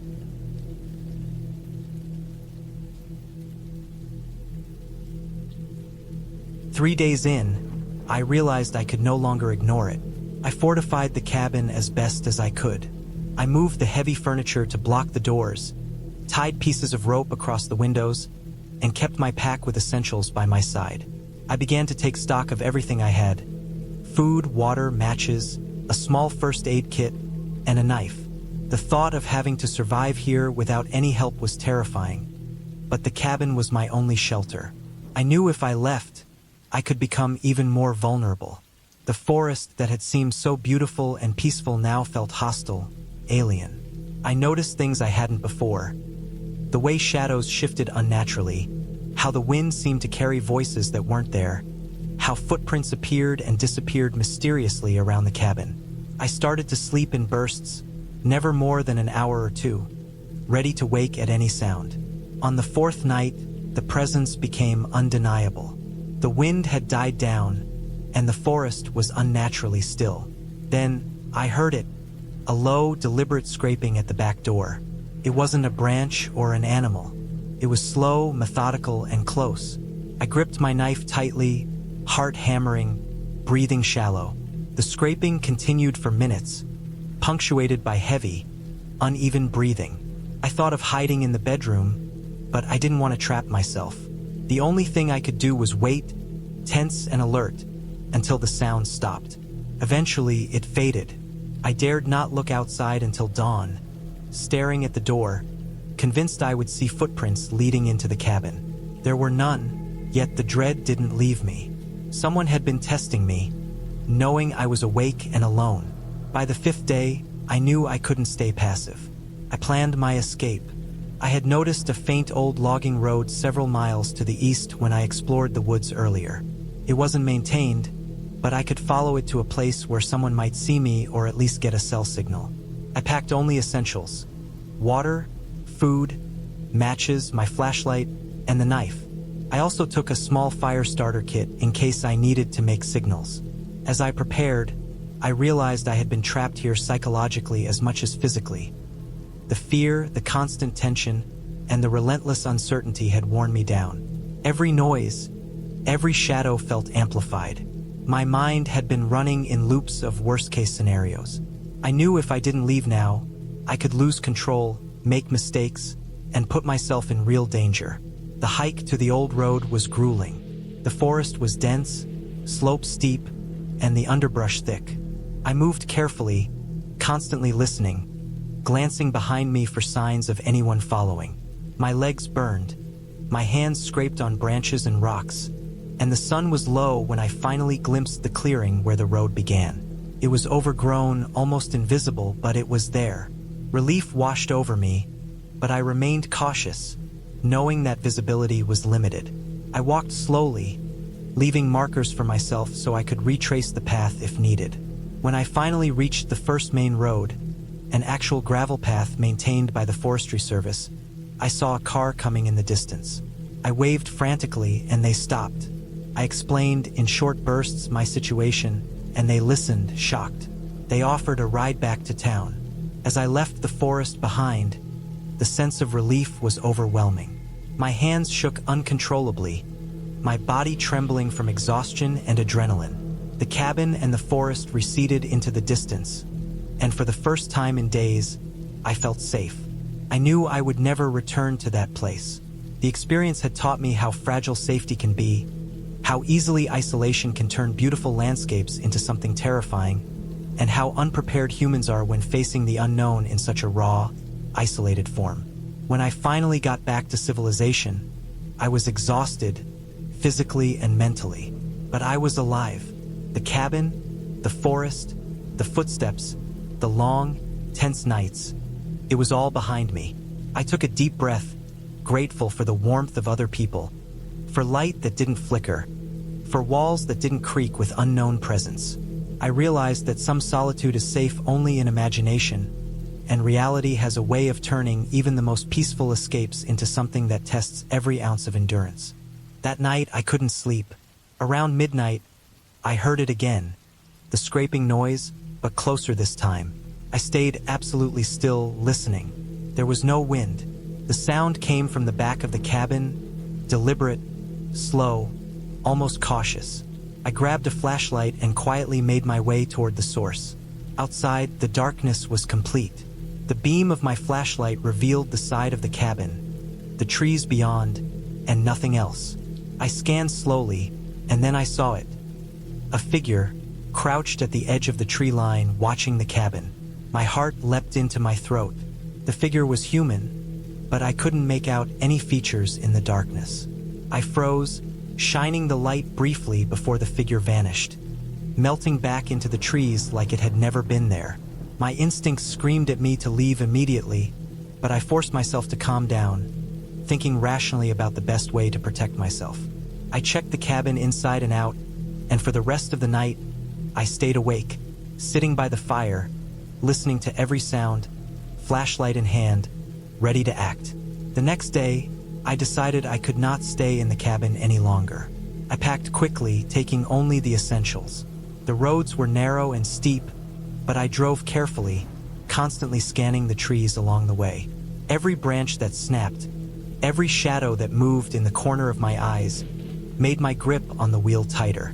When I finally reached the main road, my hands were raw from gripping the steering wheel, sweat pouring down my face. I drove straight to the nearest town, ignoring the beauty of the forest around me, focused only on leaving. I reported the trespasser at the cabin to the local authorities, but they said that in such remote areas, it was almost impossible to patrol regularly, and there were occasional reports of people lurking near cabins, often hunters or vandals, but sometimes worse. They advised extreme caution, and I knew I would never go back. Even weeks later, the memory of that cabin stayed with me. The suffocating stillness, the shadows, the sound of scraping at the walls in the middle of the night, the feeling of being watched when no one should have been there. The experience had left me shaken in a way nothing else had. I had sought solitude, but what I found was something entirely different. The real, raw fear of being truly alone and exposed, knowing that a human presence could appear from nowhere and vanish just as quickly, leaving you questioning everything you thought you knew about safety. I realized that night, and in the days that followed, that the forest is beautiful and peaceful, but it is also indifferent and dangerous, and that humans are not always easy to predict. What kept me awake in that cabin was not a ghost or a fairy tale, but a real, tangible threat. I had survived it, but the lesson remained. Isolation comes with a price, and some places are better admired from a distance.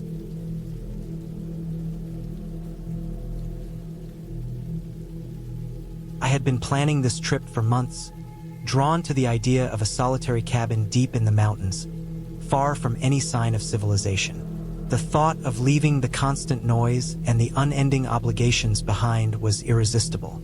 I wanted silence, space, and the kind of solitude that forces you to face yourself.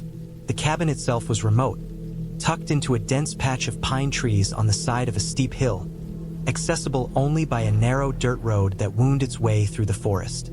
The drive up had already set the tone. Steep inclines, loose gravel, and the occasional fallen tree across the path.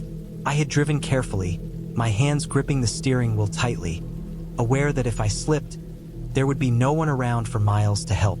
I arrived in the late afternoon, the sun low and orange, slanting through the trees in sharp lines that made the forest look almost unreal. The cabin sat in a small clearing, built of rough-hewn logs, with a steep roof designed to shed heavy snow in the winter. Smoke curled lazily from the chimney, though the place looked abandoned. The surrounding area was quiet, the kind of quiet that feels heavier than silence, like the forest itself is watching. I parked my car nearby, grabbed my bag, and approached the cabin. The wooden porch creaked under my weight, the boards dry and splintered. I paused at the door, taking a deep breath, and stepped inside. Inside, the cabin smelled of damp wood and old pine. Dust covered the floorboards, and cobwebs hung from the ceiling beams, swaying slightly in a draft that whispered through cracks in the walls. There was a small living area with a stone fireplace, a table, and a few chairs. The kitchen was a tiny space, old and unused, with a sink that had clearly not seen running water in months. There was a single bedroom with a narrow bed, a thin mattress, and a threadbare blanket. I unpacked my things slowly, putting down my bag, my hands lingering on the surfaces of the furniture, as though checking for some sign of recent life. Nothing moved, nothing changed, but the stillness pressed against me, almost physically. I spent the first hour walking through the surrounding clearing and forest edge.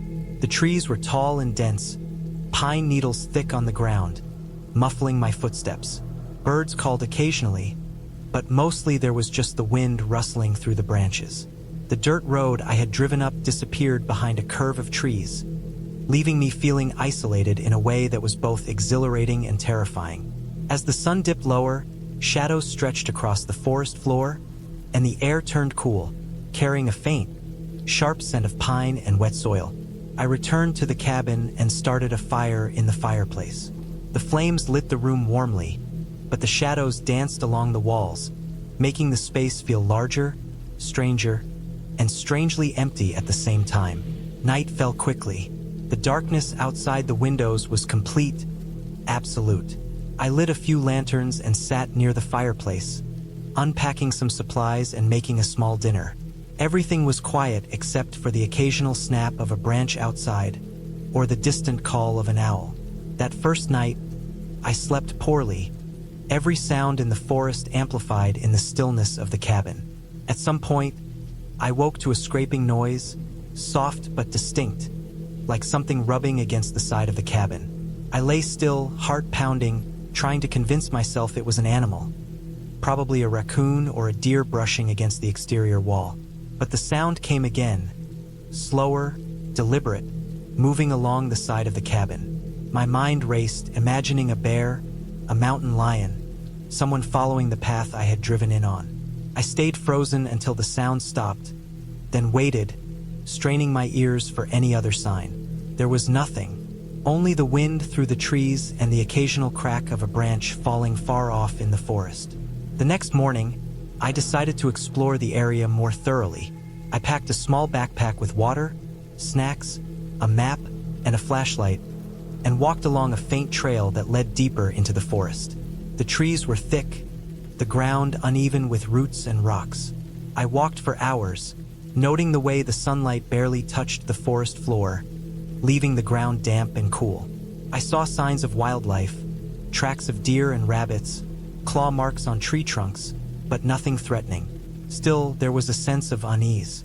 The further I went, the more isolated I felt, and by late afternoon, when I decided to return to the cabin, I realized I had underestimated how quickly darkness could fall here.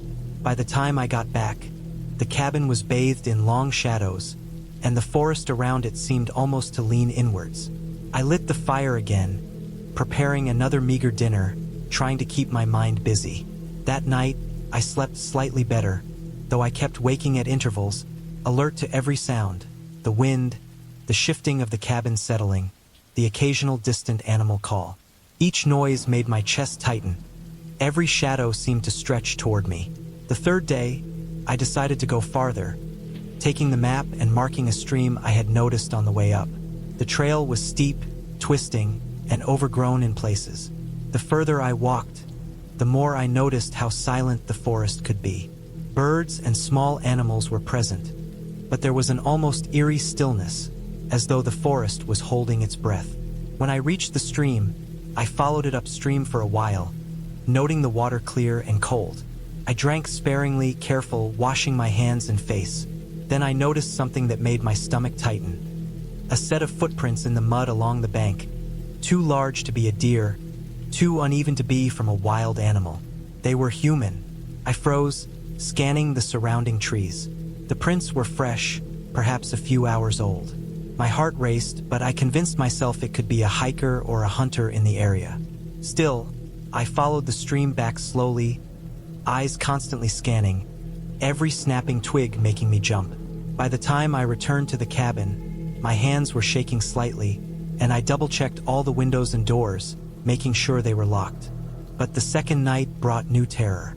I had been in the kitchen preparing dinner when I heard it, a faint tapping, like someone was gently knocking on the cabin walls. I froze.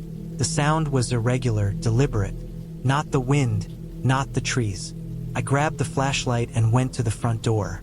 No one was there. I checked the back, the sides, the small shed nearby. Nothing. I felt my pulse quicken. The tapping started again, this time from the roof. I could hear it clearly now, a rhythmic, soft pounding. My mind raced, imagining the impossible. Birds? Animals? But nothing made sense. I remembered a story I had heard about hunters who got lost, taking shelter in abandoned cabins. Accidents happen, I told myself, maybe an animal on the roof, maybe a branch scraping. But the sound persisted, and sleep was impossible. Around midnight, the tapping stopped. I stayed awake, listening for the faintest sound, until the first light of dawn. By morning, the fear had dulled but not disappeared. I went outside to examine the roof. There were marks, scratches in the wooden shingles, deep enough that I knew some creature, or something heavy, had been up there. The branches around the cabin had also been disturbed, broken and hanging in odd angles. I photographed everything with my phone, partly as evidence, partly as a way to convince myself I wasn't losing my mind. The next few days were tense. I kept busy during daylight, but nights were long and full of anxiety. On the third night, I was in bed when I heard the cabin door creak. My heart stopped. I had locked everything. I froze, listening. The sound of slow, deliberate steps followed, moving through the cabin. I held my breath, gripping the edge of the bed. The steps stopped at the doorway to the kitchen, then silence.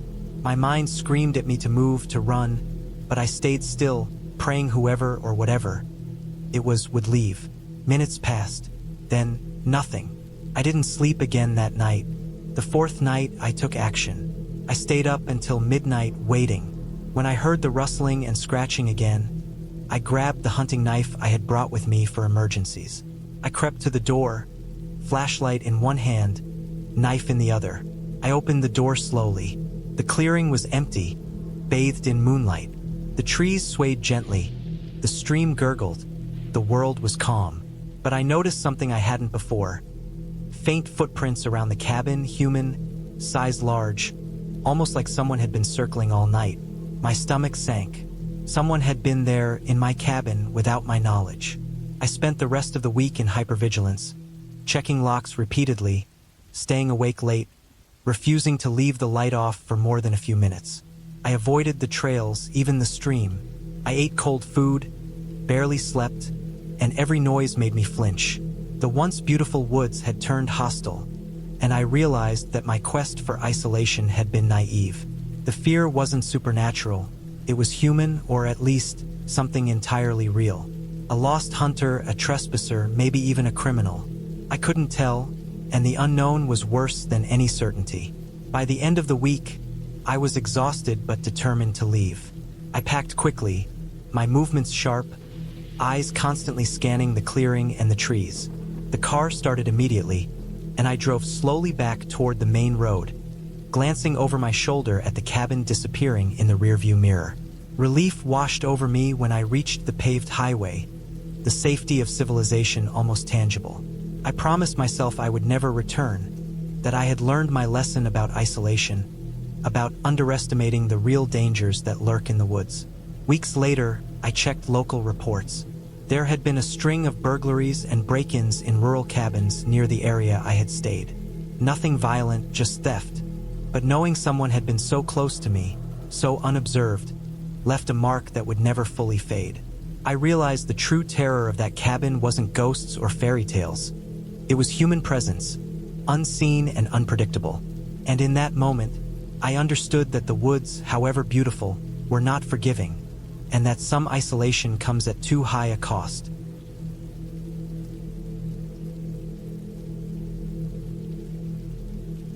I remember the drive vividly, though I had no reason to think it would stick with me for so long.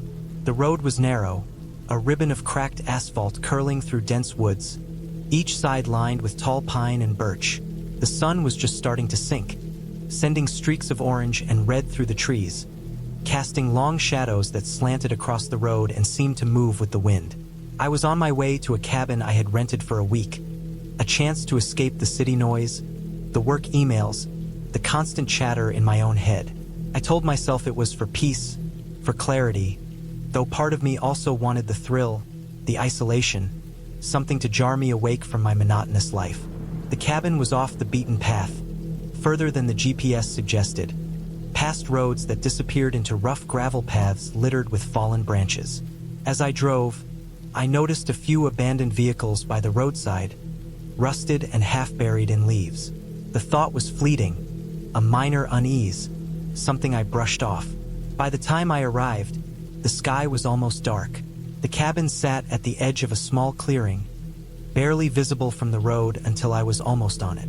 It was old, wooden, with a sagging roof and a chimney that hadn't been used in years. Yet it had character.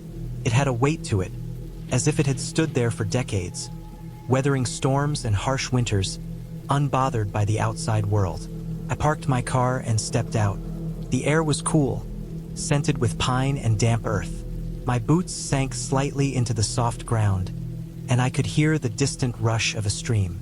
I unlocked the cabin door, and the smell of old would hit me immediately. It wasn't unpleasant, just heavy. Dust hung in the air, motes catching the dim light from the setting sun. I switched on the single lamp near the entrance. It flickered once before stabilizing, a weak, yellow glow that barely lit the corners of the room. I set my bags down, noticing the sparse furniture. A worn sofa, a small wooden table, a couple of chairs, and a bed with a thin mattress that looked like it had seen better days. The kitchen was minimal, a stove, a sink, and some old dishes stacked in a cupboard. I started by unpacking, trying to settle in. The silence was profound. No traffic, no neighbors, no hum of electricity, just the occasional crackle of leaves in the wind. I told myself I liked it, that this was exactly what I wanted. Yet, as night fell, the quiet became almost oppressive. Every small noise felt exaggerated. The creak of the floorboards, the groan of the cabin settling, the distant hoot of an owl. I brushed it off as nerves and made dinner, a simple meal I had packed with me. As I ate, I glanced around the room, noting shadows stretching across the walls. The corners of the cabin seemed darker, deeper than they should have been, and I felt the faint prickling at the back of my neck that comes with unease. After dinner, I decided to explore. I grabbed a flashlight and stepped outside. The clearing was surrounded by tall trees, their trunks black in the night. I followed a narrow path that led down to the stream I had heard earlier. The water was low but moving fast, splashing over rocks and logs. The sound was soothing, almost comforting. I wandered along the bank for a while, letting the cool air wash over me. I saw animal tracks in the mud, deer, maybe a fox, and then something else. Something I couldn't identify at first. They were larger, wider, and they led into the woods rather than away from them. My stomach tightened as I stared at them, the moonlight revealing their depth and distance. I convinced myself it was probably a large dog or a bear, and forced myself to laugh it off. I didn't want to panic on the first night. When I returned to the cabin, I locked the door, double-checked the windows, and tried to calm my mind. I spent the next hour reading by the lamp, though I found my eyes wandering to the darkened corners of the room more than the pages of my book. Every creak and groan of the cabin made me jump slightly. I finally went to bed, telling myself sleep would bring relief. But sleep didn't come easily. Every shadow seemed to stretch toward me. Every gust of wind sounded like movement outside. I imagined shapes, people, or worse, lurking beyond the trees. I shook my head, telling myself I was being ridiculous. This was just a remote cabin, nothing more. Around 3 in the morning, I woke to a sound. Not the wind, not an animal, but a distinct rustle near the cabin. I froze, straining my ears in the darkness. My heart was beating fast. The rustling stopped, then started again, closer this time. I didn't move. I didn't breathe. The cabin was still, but the sound continued, faint but deliberate, like someone or something was moving around outside, just out of reach of the light. I wanted to tell myself it was a deer, a raccoon, but I couldn't shake the feeling of being watched. I remembered the tracks by the stream, the larger ones I hadn't been able to identify. My stomach sank. I got up slowly, trying not to make a sound, and grabbed the flashlight from the table. I moved to the window, peeking through the glass. The beam of the flashlight cut through the darkness, illuminating the edge of the clearing. Nothing, just trees, shadows, and the faint outline of the stream. I lowered the flashlight, heart still pounding. I considered staying up all night, but exhaustion finally won. I convinced myself it had been an animal, nothing more.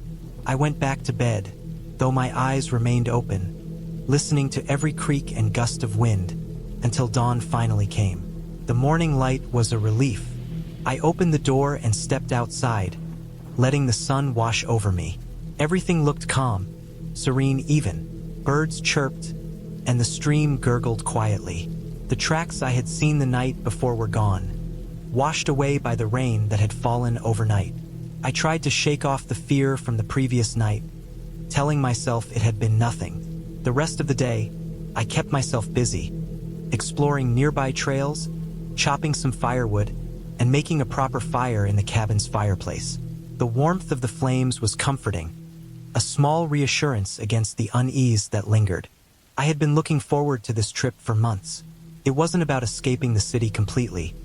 It was about getting a sense of isolation, testing myself in a place that was quiet enough to feel distant from the constant hum of life I carried in my mind. The cabin I rented was in a remote part of northern Maine, about 30 miles from the nearest town, set deep in a forest of pines and maples. The road there had been nothing more than a dirt track, winding over uneven ground, flanked on both sides by tall trees that bent over it like arching, watchful arms. The last stretch was so narrow that my car scraped the edges on more than one occasion, and the overhanging branches clawed at the windshield and roof, leaving streaks of sap and small scratches. I arrived in the late afternoon, the sun already dipping behind the trees and turning the sky a dull orange. The cabin itself was older than I expected from the online photos. It was a simple structure of wood, darkened from years of weather, with a small porch in the front and a rusted metal roof. The steps leading up to the porch creaked under my weight as I carried my bags inside. Inside, the cabin was sparse but functional. There was a main room with a stone fireplace, a kitchen area with a sink and a small gas stove, and a single bedroom with a bed, a dresser, and a small window that looked out into the forest. The cabin smelled of old wood, smoke, and something faintly damp. Mildew, perhaps. I didn't mind. It smelled lived in, not abandoned. After unpacking, I started a fire in the fireplace. The wood was dry, and soon the flames filled the room with warmth and a soft light that pushed back the early evening shadows. I took a moment to look around. Everything was quiet except for the faint rustle of the wind through the trees outside. The windows were small and didn't let in much light, so the cabin felt snug but also slightly confined. The shadows cast by the fire danced on the walls, stretching and shrinking with each flicker. I told myself it was just my imagination, but I noticed how the shadows in the corners of the room seemed to hold more darkness than they should, like the room itself was breathing around me. I had planned to spend the first night organizing supplies and familiarizing myself with the area. The cabin had a small stock of firewood, and the pantry contained a few cans and jars left behind by previous renters. I sorted through everything, stacking firewood neatly by the fireplace and laying out my own supplies in the kitchen. By the time I finished, it was dark outside, the kind of dark that is absolute in the forest, where even the stars seem muted by the canopy of trees. I lit a few candles and ate a simple dinner of canned beans heated over the stove. The fire crackled, and the shadows on the walls seemed to shift more noticeably now that there was no daylight. I went to bed early. The bed was firm and uncomfortable, but I was exhausted from the drive. The first few hours of sleep were peaceful, punctuated only by the occasional creak of the cabin settling and the whisper of wind outside. But sometime in the middle of the night, I woke up. I wasn't sure why at first. The room was pitch dark, and I could feel the faint chill that always rises in the forest after the sun goes down. Then I heard it, a sound that didn't belong in the peaceful night. It was faint at first, almost like scratching or shuffling. I froze, straining to listen. Came from outside the cabin.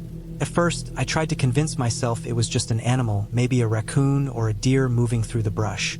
But the sound was deliberate, uneven, and too heavy for a small animal.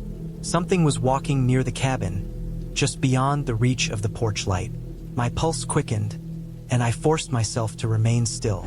I told myself that I had the doors locked, and even if someone had found this remote cabin, the chances of an intruder were low. Yet, the scratching sound persisted, moving along the side of the cabin, pausing, then moving again. I stayed in bed, listening until it finally stopped.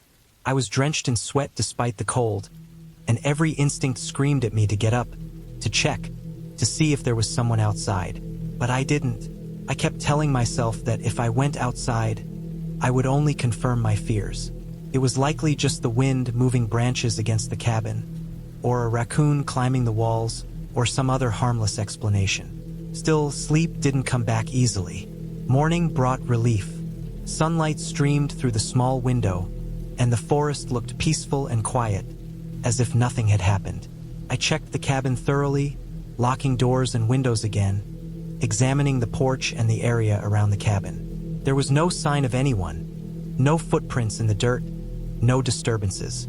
Just the forest, as silent as it had been the day before. I told myself it was a false alarm, a trick of the night and my imagination heightened by isolation. The first full day I spent exploring the area around the cabin. I walked along the small paths that led through the forest, making mental notes of landmarks and ensuring I could find my way back easily. The forest was dense, quiet, and deceptively calm. I saw birds, squirrels, and the occasional deer tracks, but otherwise it felt empty.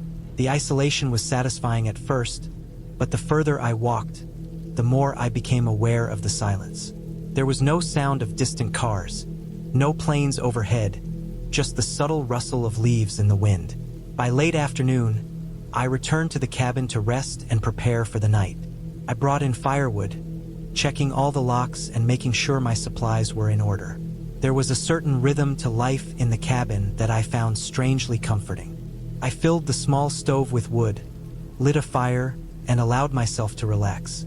I ate dinner, cleaned up, and sat near the fire, listening to the wind through the trees.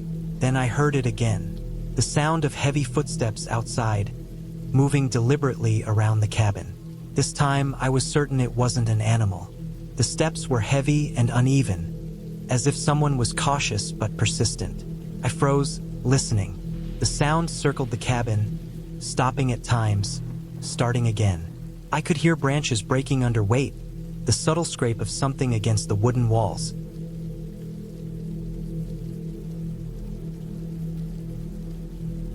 I considered my options. The cabin had no phone reception, no internet, and the nearest town was a long drive. I could try to leave, but if someone was watching, they would notice me moving. I could hide inside, but the thought of someone trying to break in was terrifying. I decided to stay put, sit quietly, and prepare to defend myself if necessary. I grabbed a heavy iron poker from the fireplace and kept it close. Hours passed. The footsteps seemed to fade as night fell fully.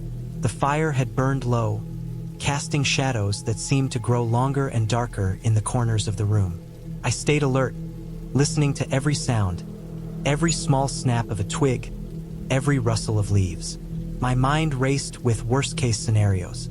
I tried to reason with myself to analyze the situation logically. Someone could be lost, wandering near the cabin, or it could be a hunter passing by. But the deliberate nature of the footsteps suggested otherwise. I spent the next few days in a heightened state of awareness. I didn't leave the cabin except for short, careful excursions around the immediate area. Each night, I double-checked locks, reinforced doors with furniture where possible, and kept firewood and other heavy objects near me. The isolation that had once felt peaceful now pressed down on me, a constant weight of unease. On the third night, it escalated. I woke to the sound of breaking glass. Someone had thrown a rock through one of the kitchen windows. The shattering noise was immediate and jarring, echoing through the cabin and into my chest. I froze, then rushed to the window, seeing only the dark forest outside. The fire had gone out, leaving the room in shadows so deep they seemed to swallow the walls. I grabbed the iron poker and prepared myself for confrontation. I didn't see anyone outside, but the intent was clear. Someone had approached, broken the glass, and retreated into the darkness. Panic surged through me. I knew I couldn't stay any longer without taking action. I needed to leave and get to safety, but the car was outside, and I didn't know if the person was still nearby. I waited until the first light of dawn, keeping the poker close and moving silently. When the forest was quiet again, I crept out the back, avoiding the porch and windows, and made my way to the car. I locked the doors once inside and started the engine, leaving the cabin behind. I drove without looking back, down the narrow dirt track, my eyes scanning the forest for movement, until I reached the main road. Once on the main road, I stopped at the first gas station, shaking, sweating, and exhausted. I reported the incident to the local sheriff's department. They took my statement seriously, and a ranger came to inspect the cabin later. They found footprints around the cabin, confirming that someone had been there. Apparently, the cabin had been targeted before by people looking to break in while visitors were isolated. The authorities warned me never to return alone. I never went back. The memory of that cabin, the feeling of isolation, the deliberate footsteps circling me in the dark, stayed with me for years. I told myself I had been lucky, that I had acted carefully, that I had survived without confrontation. It taught me a lesson about solitude in the wilderness, about the thin line between peaceful isolation and danger, and about the vigilance required when alone in a place where no one else is around. The cabin still exists, I am told. It is rented out to others, unsuspecting of the previous intrusions. But I will never return. The forest that once promised tranquility now only reminds me of the nights I spent in fear, waiting for a presence I could not see, listening to the steps that circled the walls of that old, wooden cabin. I have learned to respect isolation, to prepare thoroughly, and to understand that real danger is not always dramatic. It can be quiet, patient, and close enough that you hear it circling outside your window as you lie awake in the dark. The next day, I ventured outside cautiously. The snow had melted slightly in patches, but the footprints were there.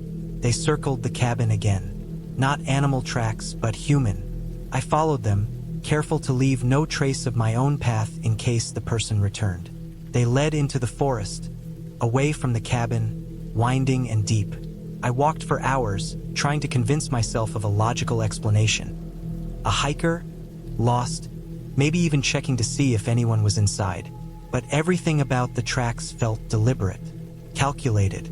I returned to the cabin, exhausted, and spent the rest of the day reinforcing it. Windows, doors, anything that could be tightened. I stacked extra wood in front of the porch steps, just in case. The forest around me was silent now, as if holding its breath. Night fell again, and I did not see the figure that evening. I kept the fire roaring, checked every corner of the cabin, and stayed awake. Hours passed, and I realized the night could not be spent in fear alone. I had to act. I packed a small bag with essentials. Water, food, first aid kit, hatchet, matches, my phone, though it had no signal, and a flashlight. I decided that at first light I would leave. I would descend the mountain, follow the road, and never look back. The forest was too unpredictable. The solitude I had sought had turned into vigilance and fear. I realized how quickly isolation could become dangerous. It was not the cold, not the snow, not the wind. It was the unpredictability of another human presence. I spent that night sitting close to the fire, the bag at my side, ready to move the moment the first gray light touched the sky. At dawn, I stepped outside carefully. The snow was deep in places, soft in others, and the prints were gone. No sign of anyone. I moved quickly, following the road down, keeping my eyes on the trees. Every shadow made me flinch, every sound a potential threat. I descended for hours, cold seeping into my bones, muscles aching from tension and exertion. Then, finally, I reached a wider trail, the kind that looked maintained, and soon after, a main road. My car was still where I had parked, exactly as I had left it. Relief hit me like a wave. I drove off slowly at first, eyes constantly on the rearview mirror, the forest shrinking behind me. By the time I reached the first town with gas and phone service, I was exhausted but alive. I told the clerk at the gas station I had stayed up in the mountains.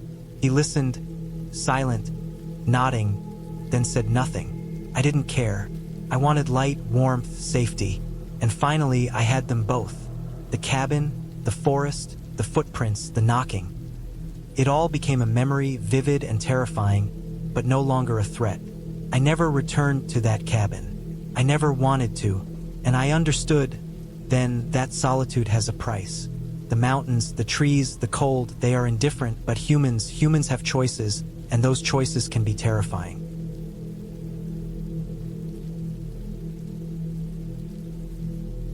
It started on a Monday morning, though I did not know the day then. The sky was low and gray, the kind of gray that seems to push down on everything, as if it is pressing the world closer to the ground. I was driving alone, leaving the city behind, following a narrow, winding road that climbed into the mountains.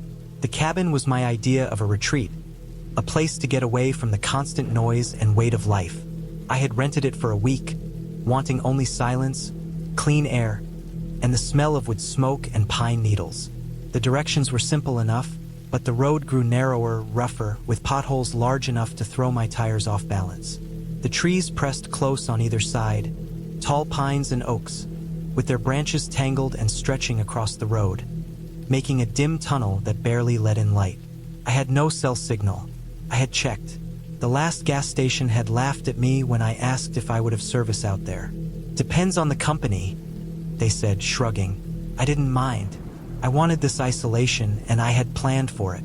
I packed food, water, a full first aid kit, candles, matches, and extra blankets. I even brought a small battery-powered radio. Safety first, but mostly, I wanted to be ready for anything without relying on anyone else. That, I thought, was the point of getting away, to rely on yourself. The road ended suddenly in a small clearing.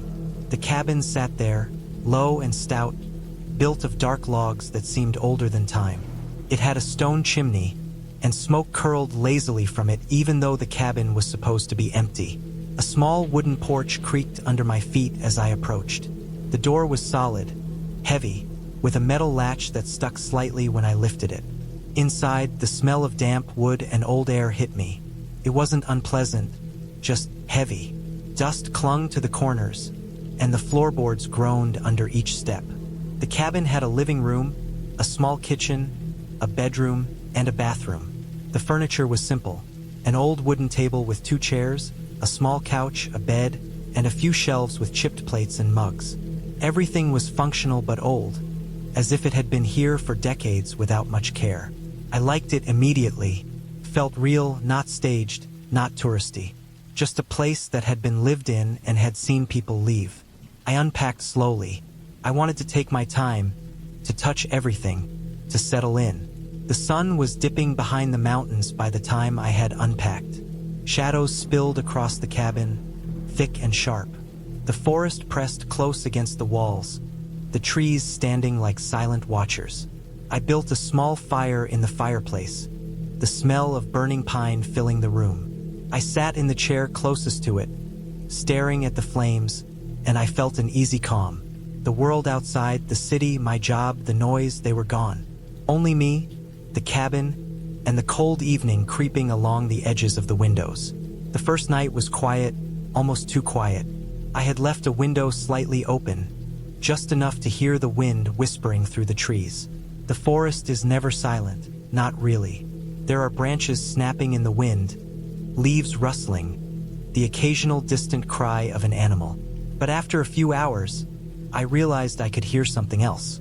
Pattern, footsteps, slow, heavy, crunching over the snow-dusted ground outside the cabin. I froze at first. I didn't move. The wind shifted, and the sound faded. I told myself it was an animal, probably a deer or a raccoon. My mind raced with other possibilities, but I refused to admit fear.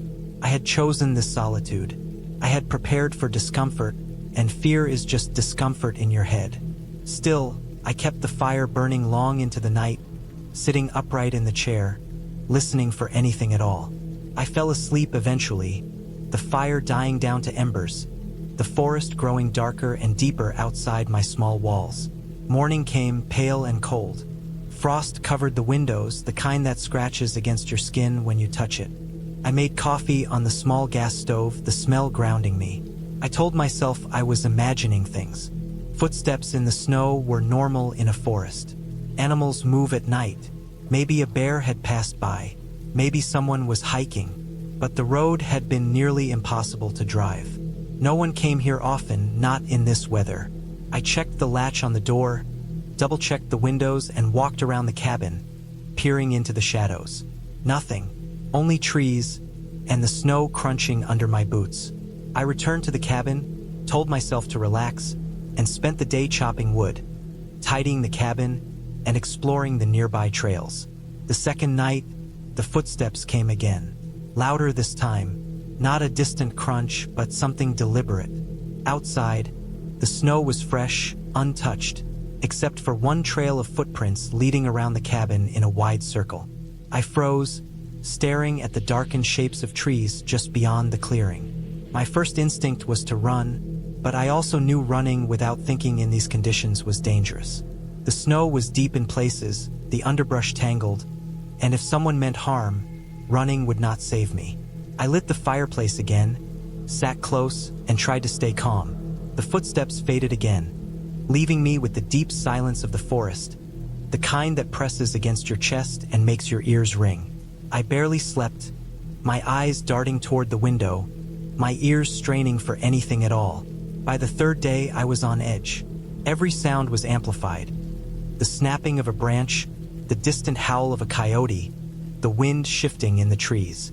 I carried a small hatchet with me at all times, even when I went to the outhouse, which was a small wooden shack a few meters from the cabin. I tried to convince myself I was safe, that the cabin was solid, that anyone outside would need hours to get close enough to do anything.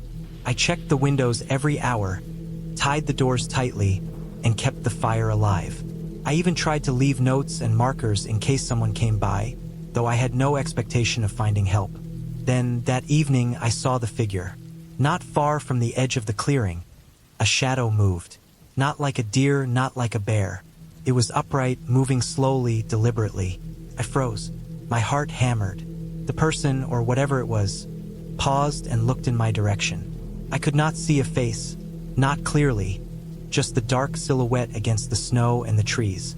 I ducked back inside, locking the door, pressing my back against it.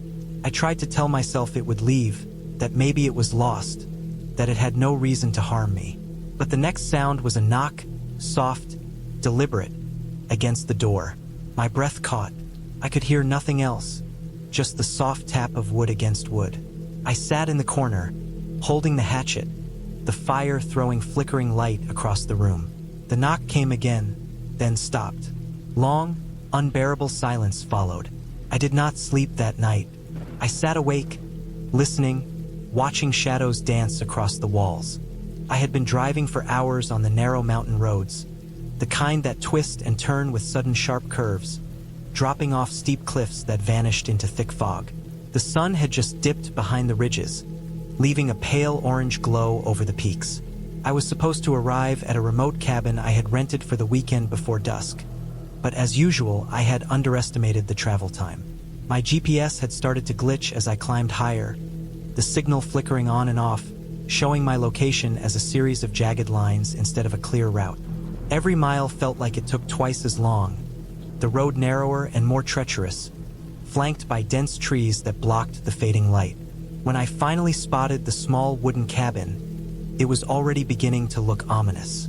It was older than the pictures had suggested, made of weathered pine logs, with moss growing on the roof and around the foundation.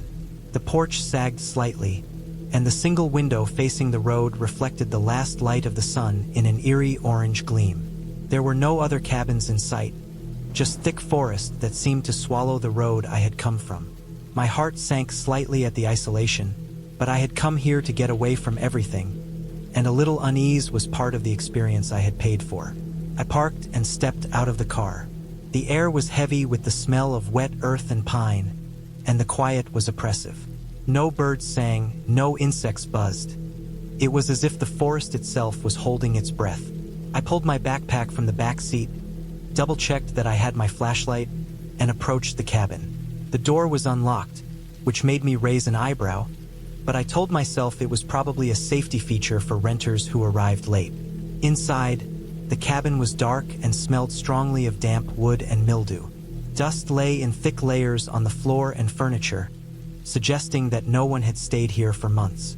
The place had basic furnishings: a small table, 2 chairs, a single bed with a thin mattress, and a stone fireplace. The windows were grimy, letting in streaks of orange and purple twilight. I set my backpack down and took a deep breath, trying to shake off the strange feeling of being watched. I turned on the small battery-powered lamp I had brought, the weak light casting long shadows that danced along the walls. I unpacked my things, trying to focus on the mundane, placing my food in the small cabinet, laying out my sleeping bag, and checking the woodpile for kindling. That's when I noticed the first odd thing. The fireplace was full of ash, but it didn't look like it had been cleaned in years. Some of the logs had tiny, neat carvings in them, small geometric shapes that someone had etched with a knife. I brushed it off as old occupants' habit, but the meticulousness felt unnerving. Night fell quickly, faster than I expected. The forest outside had grown almost completely black, and the faint moonlight that filtered through the trees barely touched the ground. I lit a candle and set it on the table, the flickering flame giving the room a soft, warm glow. I made dinner, a simple meal from canned food and crackers, but even the act of eating felt tense. Every creak of the cabin, every groan of the wooden floor, sounded amplified in the silence. I told myself it was normal that old cabins settle at night, but the feeling of being watched did not ease. After dinner, I decided to explore the small storage room next to the kitchen. It was cramped, filled with old cleaning supplies, a rusty toolbox, and some unidentifiable objects piled haphazardly. At the back, I found a small trapdoor leading to what looked like a basement. The hatch was covered in dust and cobwebs, but there were no visible steps or ladder. I shone my flashlight down into the darkness. It seemed to open into a narrow stone stairwell descending into the black. My stomach churned at the thought of what could be down there. I told myself it was probably just a storage cellar, but the idea of going down alone at night was unsettling. I closed the trapdoor and decided I would leave it alone until daylight. I set up my sleeping bag near the fireplace and tried to relax. The wind had picked up outside, howling through the trees and rattling the windows. Every now and then, I thought I heard footsteps outside, but when I strained my ears, they stopped. I told myself it was the wind or a deer walking on the dry leaves. Still, I couldn't shake the sensation that something was moving in the darkness beyond the cabin walls. At some point, sleep took over, though it was fitful. I woke several times during the night, convinced I had heard voices, though there were none. I dreamt of being trapped in the cabin as the walls slowly closed in, my flashlight flickering and dying. When I awoke for good, the first light of dawn was seeping through the windows. I felt drained, like I hadn't slept at all. I decided to explore the area around the cabin in daylight. The forest was dense, full of tall pines and fallen branches. The cabin sat on the edge of a steep incline, the valley below shrouded in fog. As I walked around, I noticed fresh footprints in the soft earth near the cabin, boots, heavy and deliberate. My stomach tightened. Whoever had been here recently had been careful not to leave obvious tracks, but these were unmistakable. I took a deep breath, trying to calm myself. Maybe it was the caretaker or a local hiker. I reminded myself that the cabin was isolated, and that in itself I had accepted as part of the trip.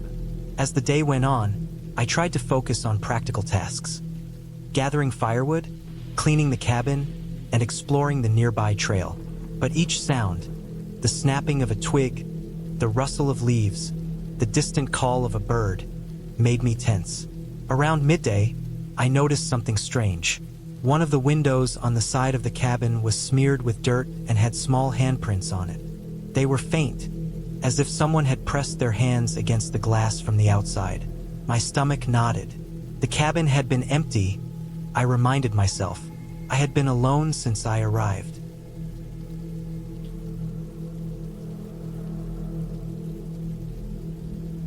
I spent the afternoon barricading the windows as best I could with leftover wood and furniture. Every noise outside made my pulse race. As night approached, I realized I had no cell service. The forest was a solid wall of dark green, and the road back seemed impossibly far. I ate a cold dinner, trying to keep my hands from shaking. I lit a larger candle on the table, placing it so I could see both the door and the windows. I told myself I would sleep lightly, one ear tuned to any sound. Around midnight, the first real terror began. I was lying on the sleeping bag, staring at the ceiling, when I heard it, a soft, deliberate tapping on the roof. At first, I thought it was a branch knocked by the wind, but it was too rhythmic, too deliberate. Top, top, top, purser, top, top, top. I froze, every muscle tight. My flashlight lay just out of reach. The tapping continued for a while, then stopped. I waited, barely breathing, And then I heard it again, this time closer, against the side of the cabin. My mind raced with possibilities. Animal? No, too precise, too calculated. Someone outside? I forced myself to calm down. I had a small kitchen knife, a flashlight, and the courage that comes from desperation. I crept to the window and pressed my face against the glass. The forest was dark and empty. Nothing moved. I could feel my heartbeat in my ears. The tapping resumed, this time from the front porch. My stomach turned cold. Someone was on the porch. I grabbed the flashlight and the knife and approached the door. The tapping stopped abruptly. I shined the beam around. The porch was empty. No footprints in the snow. I had been wrong about snow earlier. The ground was wet, soft earth from recent rain. Whoever was there had been careful. I forced myself to relax, telling myself it was a prank, a local hiker trying to scare tourists. Then I heard it, a low scraping sound from beneath the cabin. I froze again. The trapdoor I had ignored earlier rattled softly, as if someone had brushed against it from below. Panic surged. My flashlight's beam shook as I turned to the basement hatch. The realization hit me fully. If someone had been under the cabin, they had a way in. Maybe they had been living there. Maybe they were still there. I had no idea. I spent the rest of the night sitting against the wall with the knife in my hand, too afraid to sleep. Every noise was magnified. The wind, the trees, the creaking of the old logs. They all sounded deliberate, threatening. Morning could not come fast enough. When the sun finally broke through the trees, pale and weak, I ventured outside. The forest looked different in daylight. Less threatening, but more revealing. I examined the area around the cabin carefully. There were signs of a hidden entrance beneath the cabin, small, camouflaged by brush and fallen branches. Whoever had been there was smart, cautious, experienced. The thought made my stomach turn. I packed quickly, determined to leave. The drive back down the mountain was tense. Every curve seemed sharper, every shadow longer. I kept my eyes on the road, but I couldn't shake the feeling that someone had been following me. When I finally reached the main road, with real signs of civilization, I felt a release I hadn't known in hours. Weeks later, I reported what I had found to the local authorities. They investigated the cabin and found an underground hideout beneath it. Someone had been living there illegally, watching the road, monitoring the cabin, and tracking anyone who rented it. It was a criminal operation, hidden and quiet. The authorities removed all signs of habitation, and the cabin was put on a stricter rental schedule with safety checks. The experience stayed with me. I avoided isolated cabins for years afterward. I never forgot the darkness, the tapping, the feeling of being watched. But I also knew I had been lucky. I survived because I stayed calm enough to notice the signs, to act cautiously, and to escape before it could escalate. The fear had been real, the danger immediate, and the relief indescribable when I finally drove out of that forest. I had been driving for hours before I even realized how far I had gone. The winding roads had been gentle at first, passing through stretches of farmland and patches of forest, but gradually the trees thickened, and the road narrowed until I was hugging the edges of sheer drops on one side and dense pine forests on the other. The sky had begun to darken with heavy clouds, though the sun was still visible, a dull orange disk through the gray haze. My destination was a small cabin, rented for a long weekend of isolation and hiking, somewhere in a region I had never been before. It had seemed like a perfect idea at the time, a chance to escape the constant noise of the city, the traffic, and the endless hum of people. The directions I had printed from the website were not very detailed. They mentioned a dirt road after the last gas station, then a series of turns that were supposed to be easy to spot. I found the first turn without trouble, but after that, the road became nothing more than a thin track, mostly grass with wheel ruts. I drove slowly, making sure I wouldn't get stuck. At one point, a large tree had fallen across the road, and I had to back up for nearly half a mile to find a detour. By then, the light was fading, and the wind had picked up, rustling through the tall pines, making shadows that danced across the road and my headlights in ways that were unsettling. I finally saw the cabin just as the last bit of sunlight disappeared behind the trees. It was small, wooden, and clearly old but maintained well enough. The roof slanted sharply, and the windows were covered with dust and grime. There was a porch with a swing hanging crookedly, and the steps creaked under the weight of my boots as I approached. A stack of firewood was piled haphazardly to the side, and the smell of wet wood and pine filled the air. Inside, the cabin was musty but livable. The floorboards groaned under my weight, and cobwebs clung to corners of the ceiling. The furniture was simple: an old table, 2 chairs, a couch with faded fabric, and a small bed pushed into the corner. There was a wood stove with a pile of kindling nearby, a metal bucket for water, and shelves with dishes and canned food. I set my backpack down and began to explore. The bathroom was tiny, with a sink, a shower, and a toilet that looked like it hadn't been used much recently. The windows didn't have curtains, only dirty glass, but that was fine. I wanted the light of the outside during the day, and at night, the darkness wouldn't bother me as long as I had my flashlight. I spent the first hour unpacking, arranging my things, and checking the cabin over. Everything seemed in order except the door to the attic. It was a narrow hatch in the ceiling with a wooden ladder leading up. I hadn't planned on going up there, but I made a mental note of it. Dinner was simple: canned beans and bread, but even that felt satisfying after the long drive. I made a fire in the stove, the kindling catching quickly, the flames warming the small cabin and chasing away the chill. Sitting on the couch, I listened to the wind howl outside, the branches tapping against the roof and walls. There was a comfort in the isolation, a strange peacefulness despite the darkness that crept across the trees. As night fell completely, I began to notice sounds that I hadn't heard during the day. Small noises at first, the snapping of twigs far away, the rustle of leaves, but then more deliberate sounds, like footsteps around the cabin. I reminded myself that it was a forest. Animals were active at night: deer, raccoons, or maybe a bear moving nearby. The idea made my stomach tighten a little, but I shrugged it off and tried to read. The flashlight helped, but every time I heard a louder crack outside, I froze, my heart beating faster. Around midnight, I went to the window to check. The forest was black, except where my flashlight beam caught a tree trunk or a branch. And then I saw it, a shadow moving between the trees, just at the edge of the light. It was too big for a deer, too deliberate for a small animal.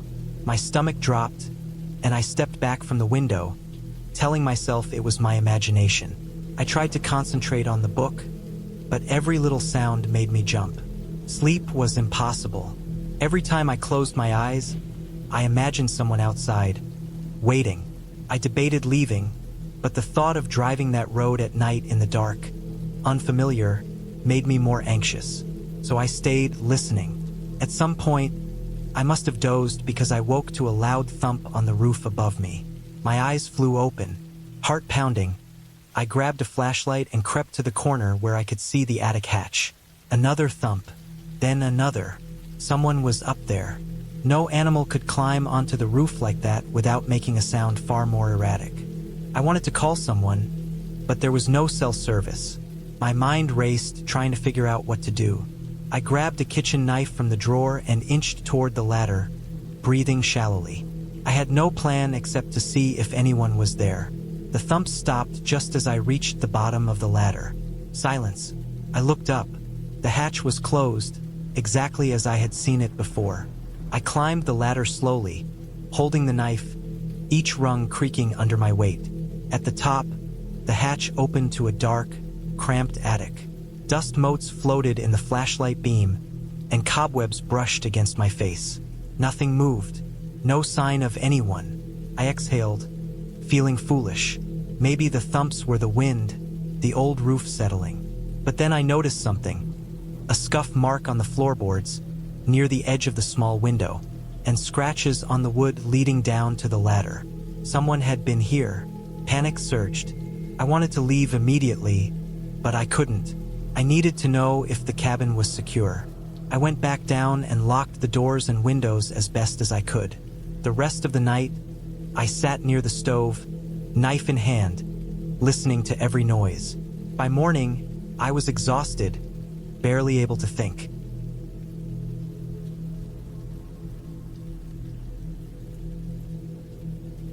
I had been driving for hours through the dense forests of northern Idaho, following a winding road that seemed to disappear into the trees. The cabin I was heading to was tucked away miles off the main highway, a place I had rented for a week of solitude, to clear my mind from the city, my work, and everything that felt like pressure. I had pictures of it online, of course, cozy, wooden, with a small porch and a fireplace. It looked perfect, but the photos never capture what it's like to actually arrive in the deep wilderness, alone, when the light is fading, and every tree seems like it is watching you. The drive itself had been uneventful, except for a stretch where the road was so narrow that I had to slow to a crawl, maneuvering around fallen branches and deep puddles of muddy water. The forest pressed in on both sides, dark and silent, the only sound the low rumble of my car engine. When I finally reached the small dirt trail that led to the cabin, I stopped and got out, taking a deep breath of the cold, damp air. It smelled like wet leaves and pine, earthy and almost sharp.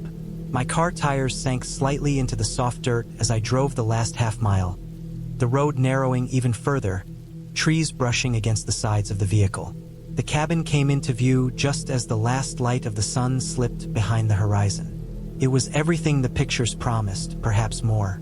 The wooden structure was weathered but solid, the small porch sagging slightly in the middle, and the windows reflecting the dimming sky. Smoke curled faintly from the chimney, though the cabin was empty when I arrived. I was alone. I parked and stepped out, letting the crisp evening air settle over me. For a moment, I felt a strange thrill, being completely isolated in the forest, with nothing but the sounds of nature and my own presence.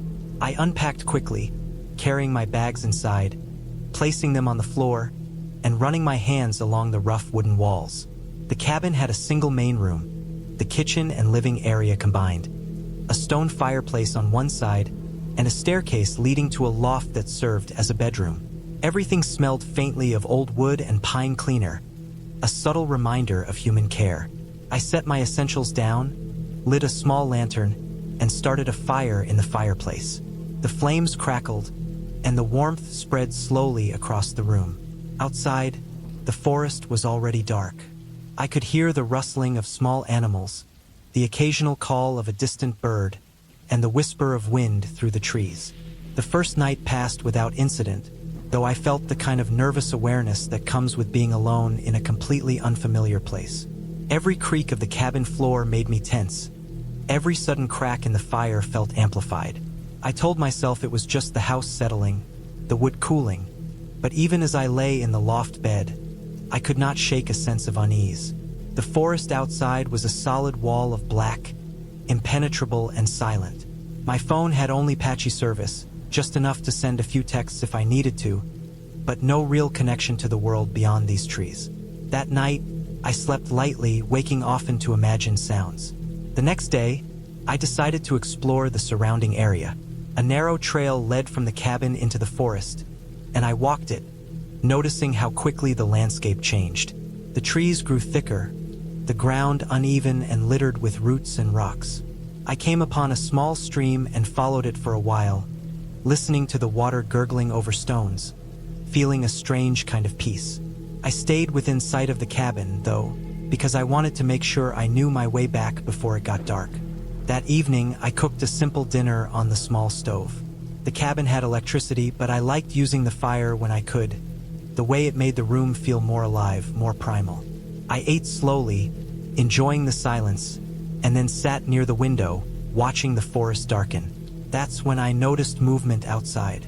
At first, I thought it was a deer, a large shape moving between the trees. But then it stopped, just beyond the edge of the clearing, and it seemed to be watching me. I held my breath, straining my eyes. The shape was dark, indistinct, blending with the forest shadows. I told myself it was probably a deer or a shadow or some trick of the fading light. I shook my head, trying to force calm. Eventually, the shape moved away. I went to bed, uneasy but insisting to myself it was nothing. The following days were a mix of small adventures and growing tension. I spent mornings hiking, afternoons reading, and evenings maintaining the fire and watching the forest. I tried to relax, but there was an ever-present awareness that I was alone. On the third night, a storm rolled in. The wind rattled the cabin, gusting through gaps in the wood, and rain pounded against the roof. I felt small and fragile, cocooned inside this wooden box in the middle of a vast forest. The storm lasted hours, the noise so constant I could not hear myself think. I checked all the windows, making sure they were locked, and went to bed early, exhausted from the anxiety and adrenaline. The fourth night, the storm was gone, but something else had changed. I woke to the sound of footsteps outside the cabin. At first, I thought it might be a hiker, someone lost, or perhaps a ranger. But the steps were slow, deliberate, circling the cabin. They stopped, and I could hear faint scratching, like someone testing the structure, tapping lightly on the wood. My stomach tightened, my heart racing. I stayed perfectly still, straining to hear anything more. The sounds moved to the back of the cabin, and then suddenly silence. I did not sleep for the rest of the night, staying awake by the fire, checking the locks repeatedly. The next morning, I found marks on the wooden steps of the porch, deep scratches, some even gouged into the wood. Nothing else seemed disturbed, but I knew someone had been outside.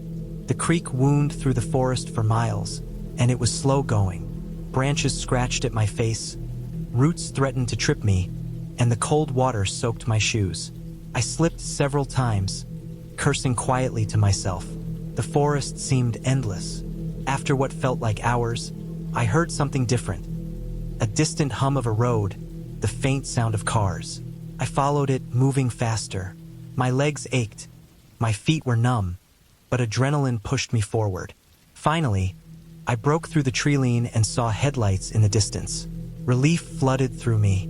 I waved my arms, shouting, but no sound came out, the strain of fear making my voice weak. The car slowed as it approached, a man rolling down the window.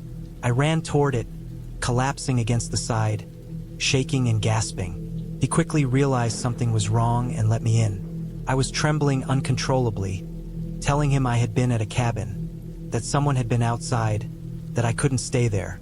He nodded, driving me back down the mountain toward a town. The lights of civilization grew brighter, the air warmer. When I finally reached the police station, I was still shaking, exhausted, and dehydrated. I reported everything, gave them the location of the cabin, and they said they would investigate. They told me that someone had been spotted in the area before, breaking into cabins when no one was around, and that I had been lucky to escape. I realized how close I had been to a much worse situation. After that night, I never went back to the cabin. I couldn't shake the memory of the footsteps, the shadow outside, or the feeling of being completely alone and powerless. I stayed in town for several days, resting, trying to process what had happened. I eventually drove home, sticking to well-populated areas, avoiding remote roads. I installed better locks on my house and got a small firearm for protection. The experience changed how I saw isolation. Solitude was something I had once craved, but now it carried danger I could never have imagined. I learned that the wilderness, while beautiful, could hide threats, and being prepared was not just about food and firewood, but about awareness, caution, and respecting the reality that people could be dangerous. The fear never fully left me, but I survived, and I carried that survival carefully with me from that day forward.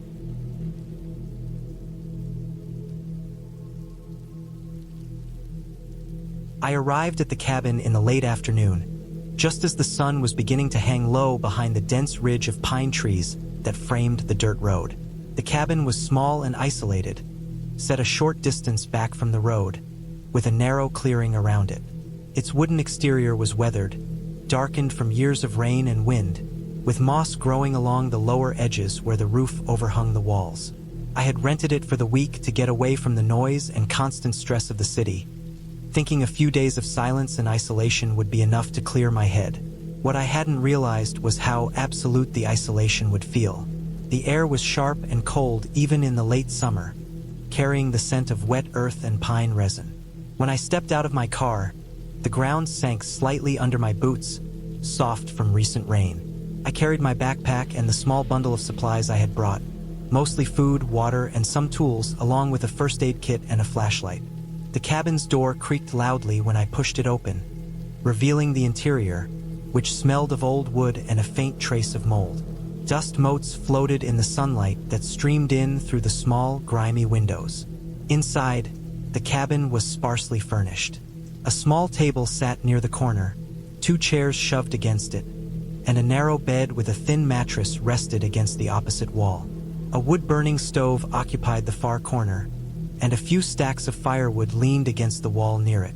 The floorboards were uneven, and I could feel them sag slightly under my weight as I walked across the room. The silence was immediate and almost painful, a stark contrast to the city, where there had always been some constant hum in the background, some signal of human life. Here, there was nothing but the occasional creak of the cabin settling and the distant rustle of leaves. I set my bag down and began unpacking. I stacked the firewood near the stove, checked the small supply of canned food, and lit a fire to warm the cabin.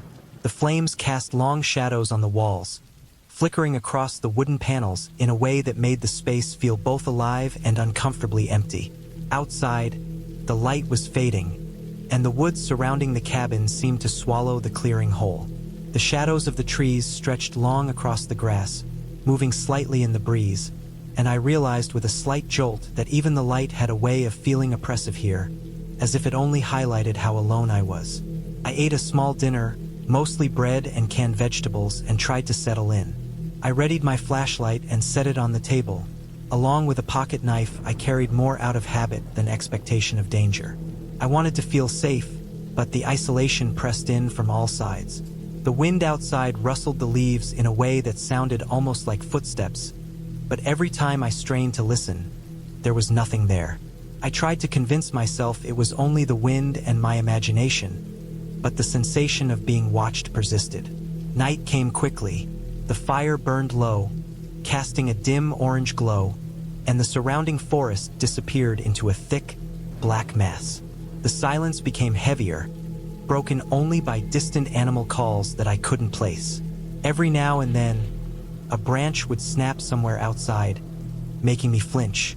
My mind started to wander, imagining scenarios I had no reason to imagine. Strangers walking through the trees, animals larger and more dangerous than the typical wildlife. I kept telling myself that I was being ridiculous, that this cabin was in a park managed by rangers, that no one came this far off the road without reason. But the sound of the forest, the oppressive quiet, and the inability to see anything beyond a few feet outside the cabin windows made it hard to feel rational. Sleep came in fits and starts. Every small noise woke me.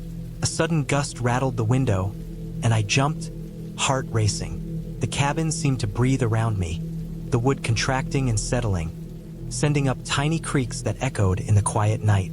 I lay awake for hours, listening to the darkness, noticing every detail.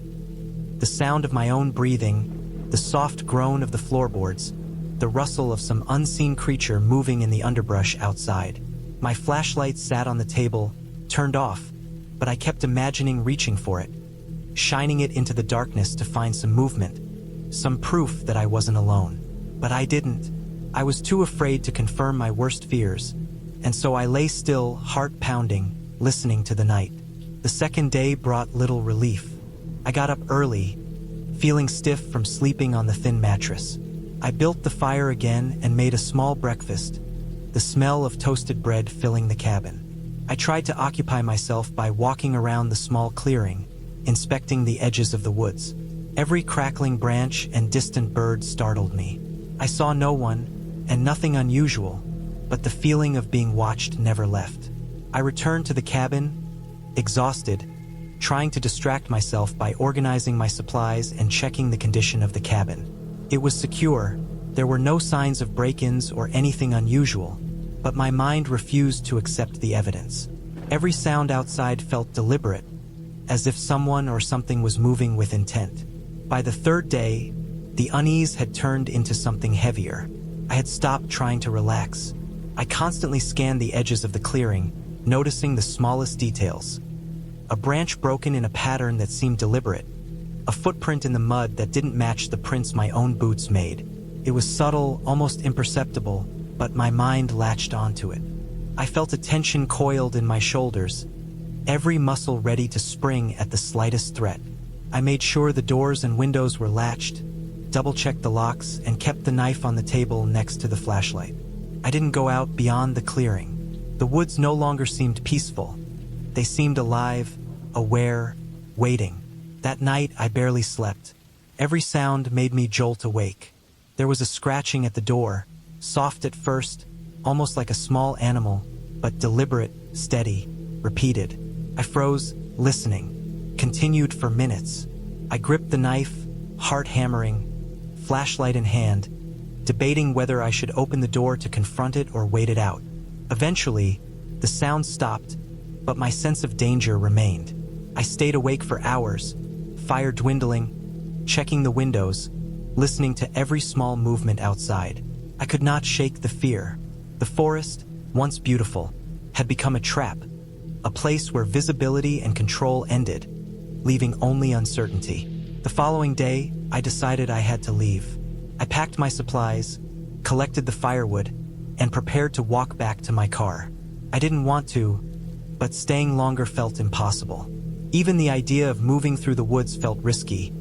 Every rustle, every shadow felt like a potential threat. But the cabin, the isolation, the constant unknown was worse. I started walking cautiously, eyes darting, ears straining. My footsteps were careful, deliberate, barely disturbing the undergrowth. The trees pressed in from both sides, their thick trunks forming walls that blocked the wider view of the landscape. I could see the road ahead, the goal, but it felt further than it should have. When I finally reached the highway, the tension in my shoulders began to ease.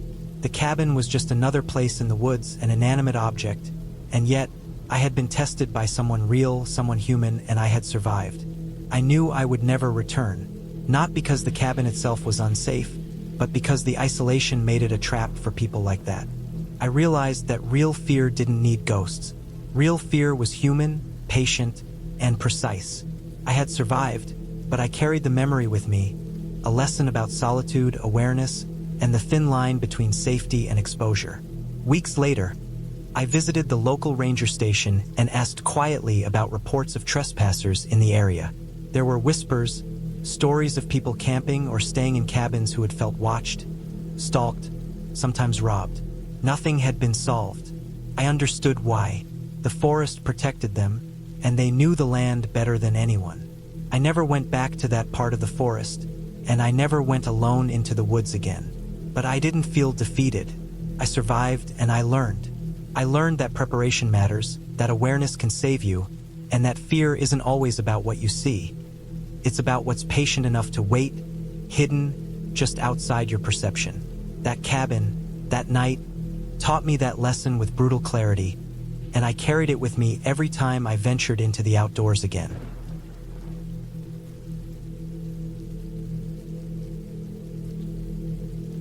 When the sun rose, it looked completely different. The shadows of the trees shifted, the light spilling across the ground in soft patches.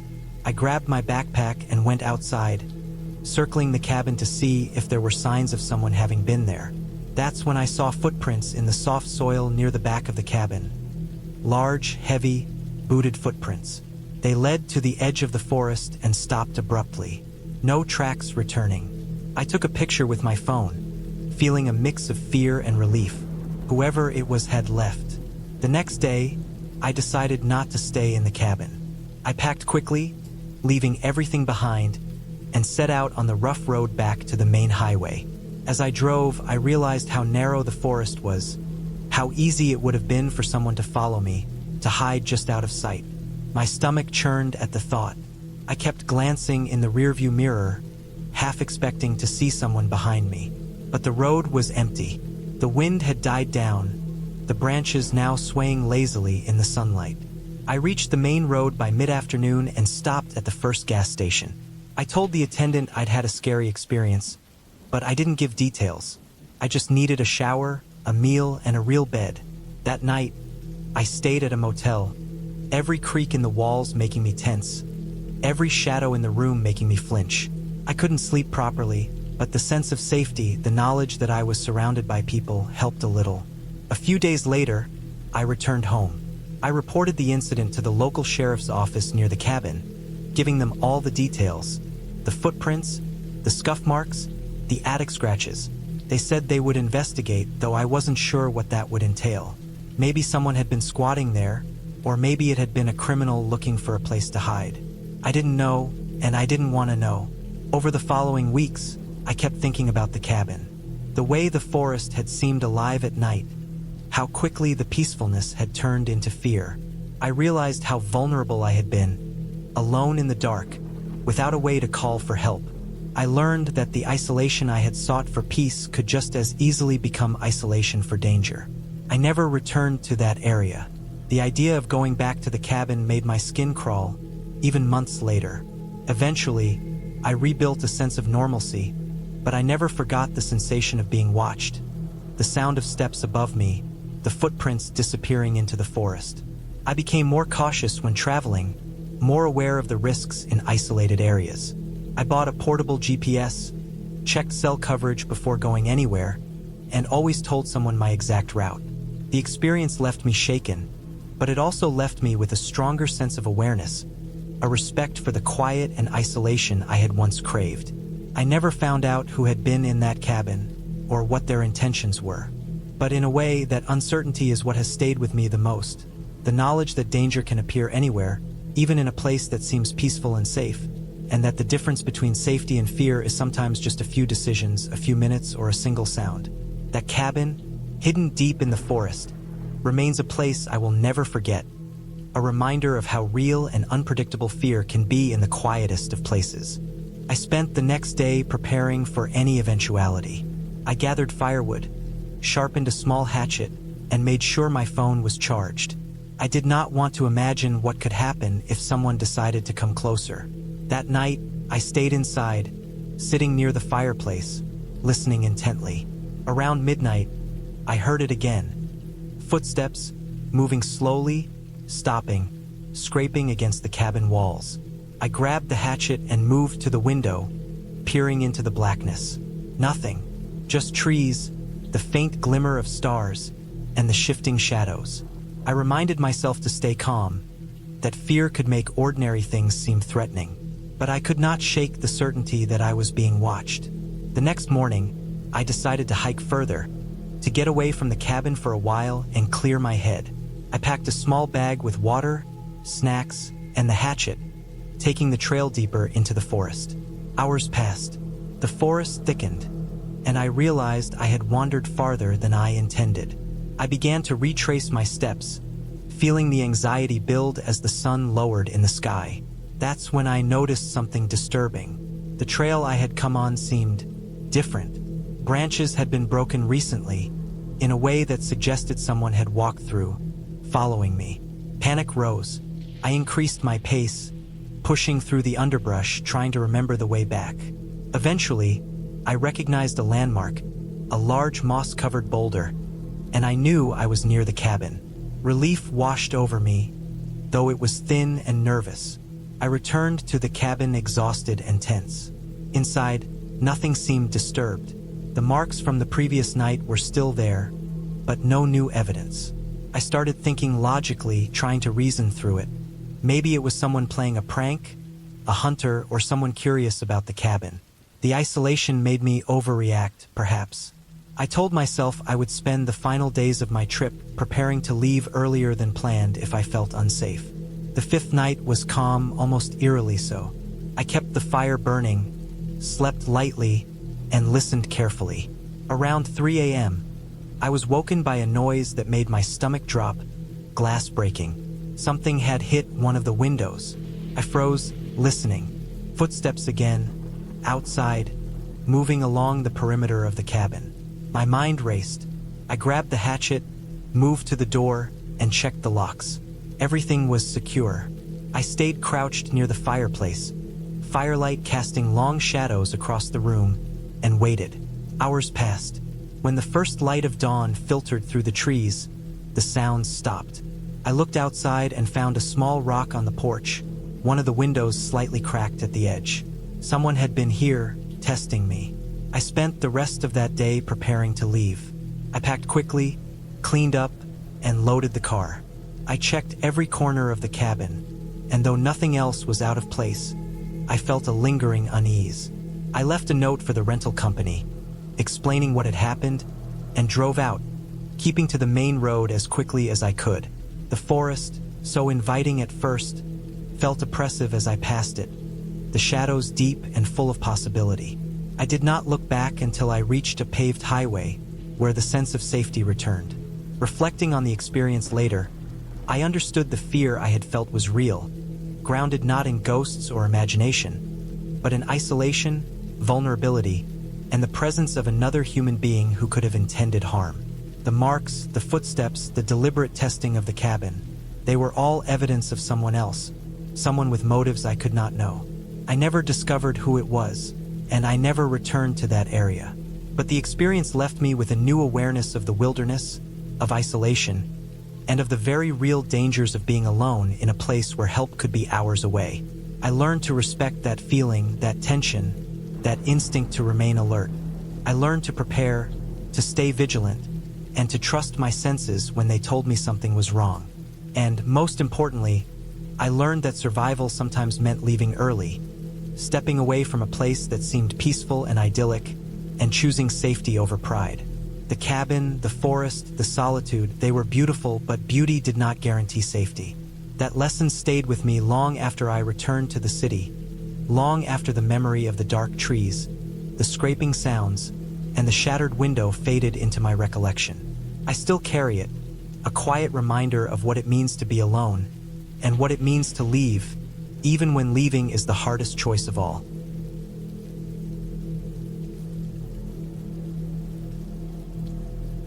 I had been driving all day along a narrow mountain road, one that twisted and turned with sharp hairpins, lined with dense pine forests on both sides.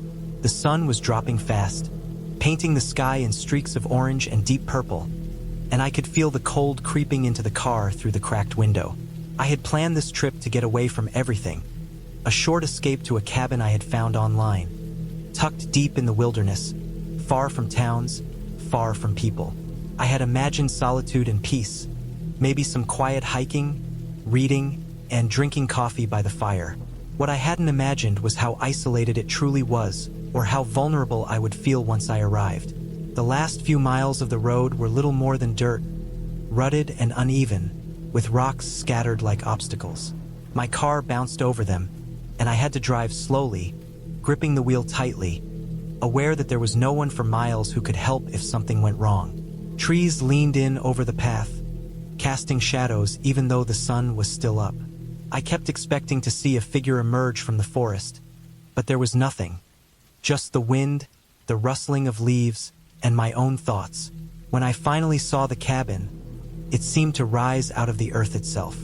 It was small, wooden, built long ago but maintained reasonably well. The roof had a thin layer of moss, and the chimney leaned slightly to one side. The porch sagged, and a few boards were missing from the steps. The surrounding forest closed in on it, giving it a feeling of being swallowed by the mountains.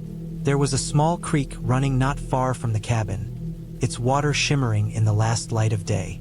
I parked and stepped out, my boots crunching on the gravel and fallen pine needles. The air was sharp and cold, smelling of wet earth and decaying leaves.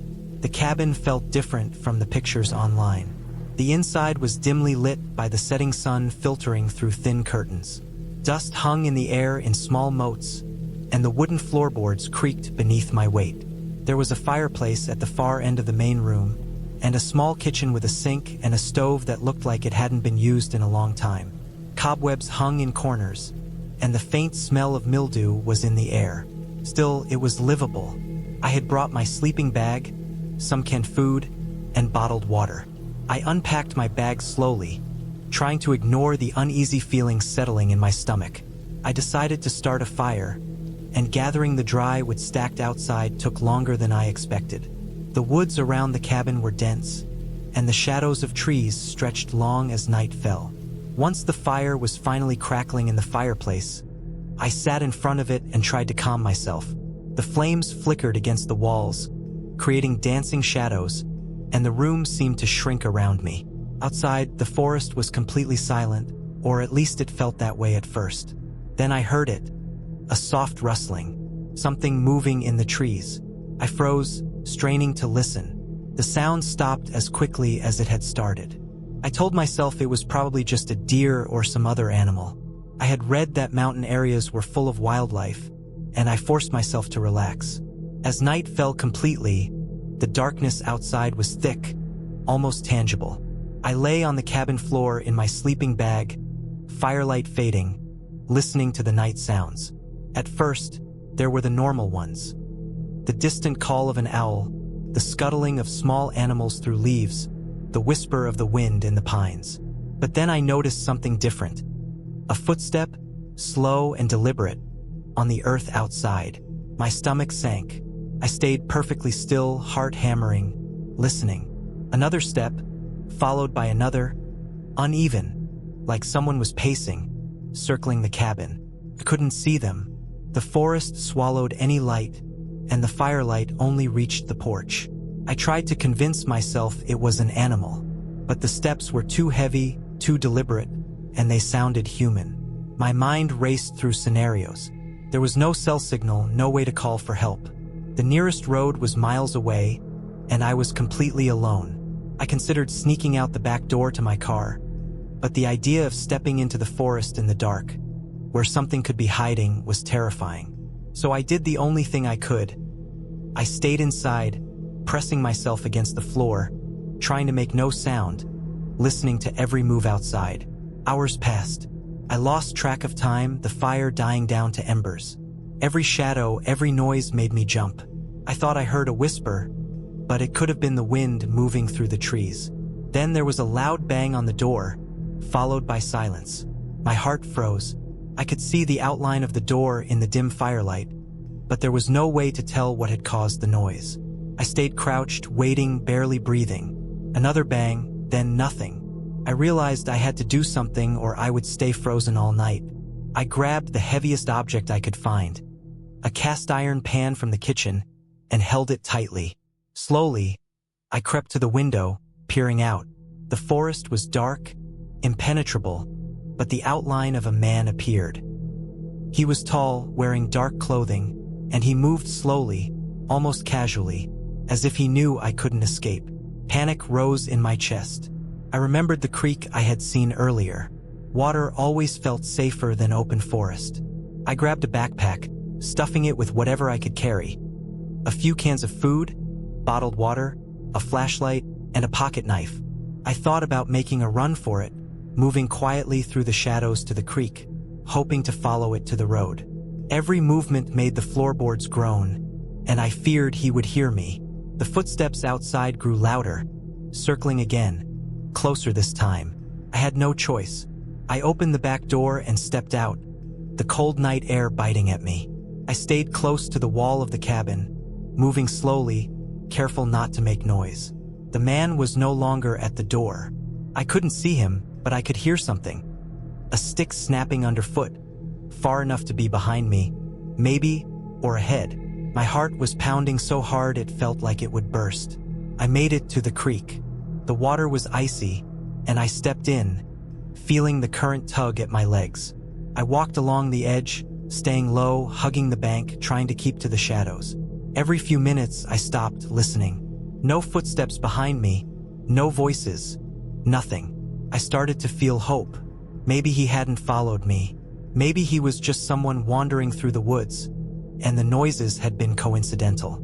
Still, I didn't stop moving. Halfway through, I heard it, a low, deliberate crunch, just beyond the last line of trees, the kind of sound that told you something large had stepped into the soft earth. My pulse skyrocketed. I stopped, holding my breath. Nothing appeared, but I could feel it, the weight of something watching, tracking. I kept moving, faster, careful not to make noise but desperate to reach the open road. Branches scraped my arms as I ducked and moved, every instinct telling me to run, to escape. Eventually, I broke free into the dirt road. Relief surged through me. I didn't stop until I reached my car, heart still hammering, hands shaking as I locked the doors and started the engine. The drive back to the nearest town took longer than I expected. My eyes darted constantly to the edges of the road, half expecting movement, but I saw nothing. Still, the feeling of being followed lingered, and I did not relax until the lights of the town appeared, until the presence of other people, other cars, signs of life, reminded me that I was no longer alone. I parked at a small motel, left my belongings in the room, and finally sat, exhausted, trying to calm my body and mind. The cabin would remain in my memory as a place of profound unease, not because of anything supernatural, but because of how isolation, darkness, and uncertainty can twist your perception and make the ordinary feel threatening. The following week, I returned to the cabin with rangers from the park, explaining my concerns. They inspected the area and found evidence of illegal hunting and trespassing. Campsites nearby, footprints that did not match mine, and signs of people moving through the woods at night. The sounds I had heard, the feeling of being watched, had not been my imagination after all. The forest was not haunted, but it was dangerous, full of hidden people who had no reason to follow rules or respect boundaries. I felt a mix of relief and lingering tension. The threat had been real, human, not imagined, and yet I had survived. The cabin was beautiful in daylight, serene, but the memory of that oppressive night, the isolation, and the feeling of eyes in the darkness would stay with me forever. It taught me that the most frightening experiences are not always supernatural. They are the ones that expose how vulnerable you are in a place where the ordinary becomes threatening simply because there is no one else around to intervene.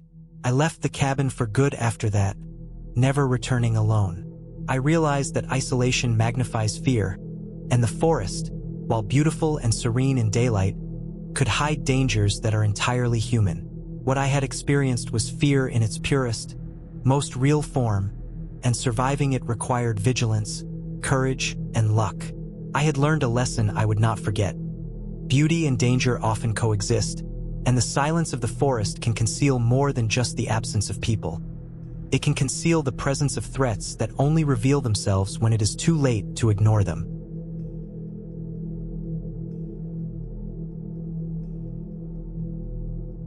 I had been planning the trip for months, telling myself I needed time away from everything. Emails, phone calls, obligations, people. The cabin wasn't particularly far from the city, maybe a few hours' drive, but it felt like another world as soon as I turned onto the winding dirt road. Trees closed in on both sides, thick and dark, their trunks damp from the rain that had fallen earlier that week. The air smelled sharp and clean, a mix of wet earth and pine needles. Even from the car, I could feel the quiet pressing down, a kind of silence that seemed heavy, almost physical. I had stayed in cabins before, but this was my first time going completely alone, and there was a thrill to it. I wanted to be alone, but I also wanted to feel alive in a way I hadn't in years. The cabin was small and old but solid. It had been built decades ago, probably by someone who understood wood and stone. The porch creaked under my weight as I stepped out of the car, and the windows reflected the gray sky like dark eyes watching me. I carried my bag inside, careful to keep my flashlight handy. Electricity worked sporadically in this part of the forest, and I wasn't about to rely on it. I set the bag down near the door, noticing how cold the air was inside, even though the heater had been left running. Dust covered the edges of the furniture, and the floorboards groaned under every step. There was a strange comfort in it, though, a sense that the cabin had stood there for decades and would continue to stand long after I left. After unpacking, I decided to explore the property. There was a small clearing behind the cabin that led to a dense stretch of trees. A narrow path seemed to wind into the forest, disappearing quickly into the shadows. I thought about following it, but I knew better than to wander too far in unfamiliar territory, not alone. Instead, I circled the cabin, inspecting its foundations, the old wood siding, and the rusty lock on the back door. Everything looked intact, but I had an unease I couldn't shake. It wasn't fear exactly.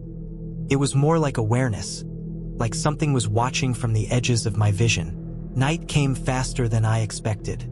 The sun sank behind the treetops, and the forest shifted into a dim, monochrome world. Shadows stretched and twisted across the clearing, and the air grew colder, sharper.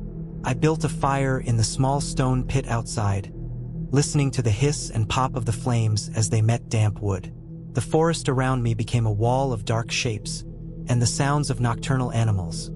Owls, raccoons, the occasional distant snap of a branch were suddenly amplified. The fire made a circle of safety, but the darkness beyond it was absolute, and I could feel its weight pressing in. I went inside the cabin after the fire burned down to embers, closing the door and locking it. The interior felt smaller at night, the corners deeper and darker. I checked the windows again. Nothing was out there, at least nothing I could see. Still, I couldn't shake the feeling of being watched. It wasn't a ghost or any sort of storybook fear. It was purely human, primal, like someone or something could be nearby without making a sound. I tried to distract myself, lighting a lamp and settling into an old chair with a book, but I could feel my mind circling the same thought. Isolation isn't just quiet, it's exposure. Hours passed slowly. The wind outside picked up, rattling the roof and shaking the walls just enough to make every creak louder than normal. Then I heard it, the sound of footsteps. Not the random, distant noises of animals or the wind, but deliberate, heavy steps on the deck outside. My heart thumped violently. I froze, straining to hear more. They stopped for a moment, right at the edge of the porch. I checked the lock again. It was secure, but that didn't stop the panic rising in my chest.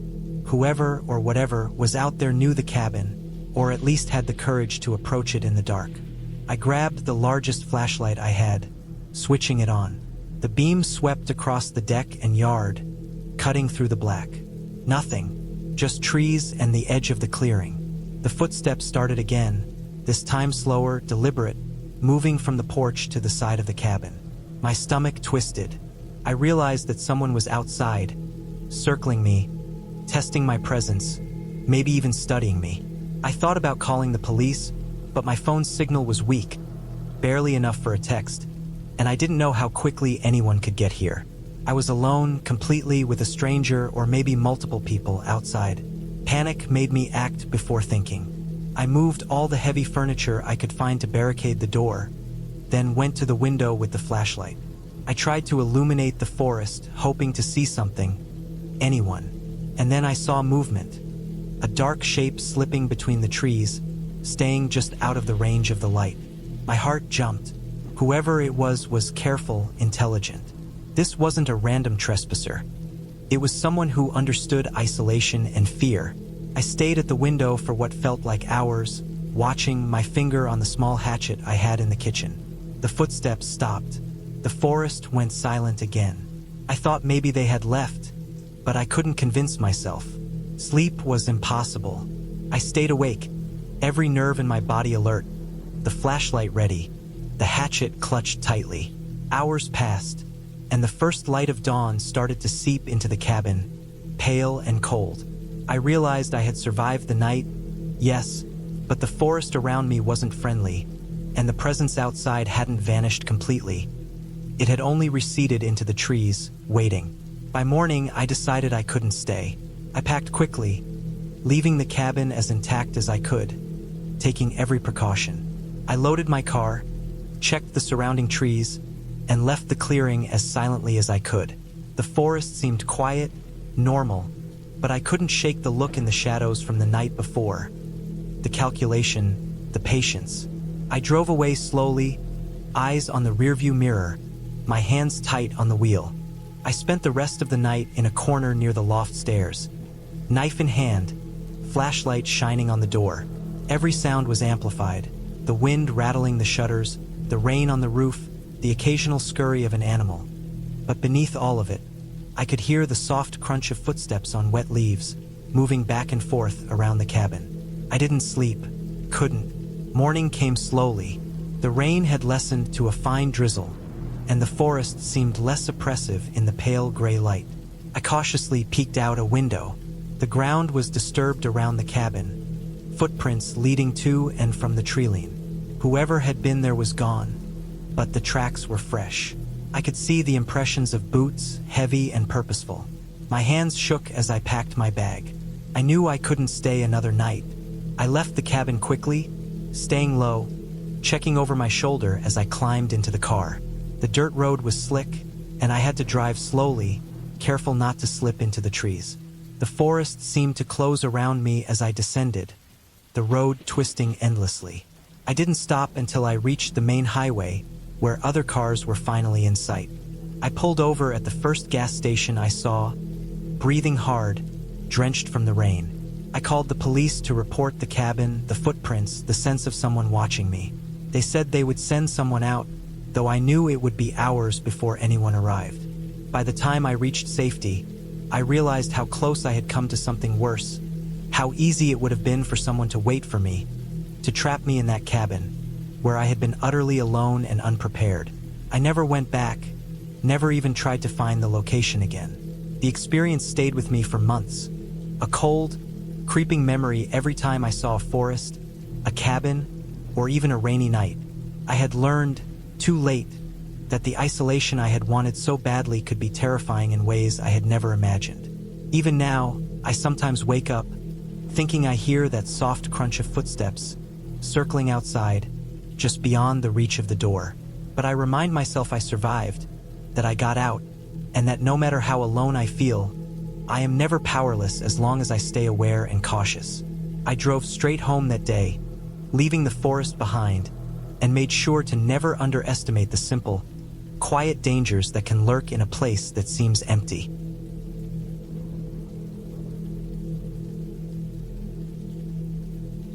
I drove for hours along the narrow, winding roads that cut through the forested hills, my hands tight around the steering wheel.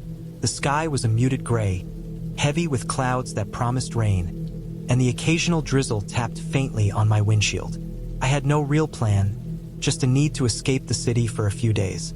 I had rented a small cabin somewhere deep in the woods, far from people, far from noise. The GPS had been mostly useless once I turned off the main highway, leaving me to rely on a rough printed map and the occasional faded road sign. The forest grew denser with every mile, the trees tall and crowded, their bare branches twisting against the sky like skeletal fingers.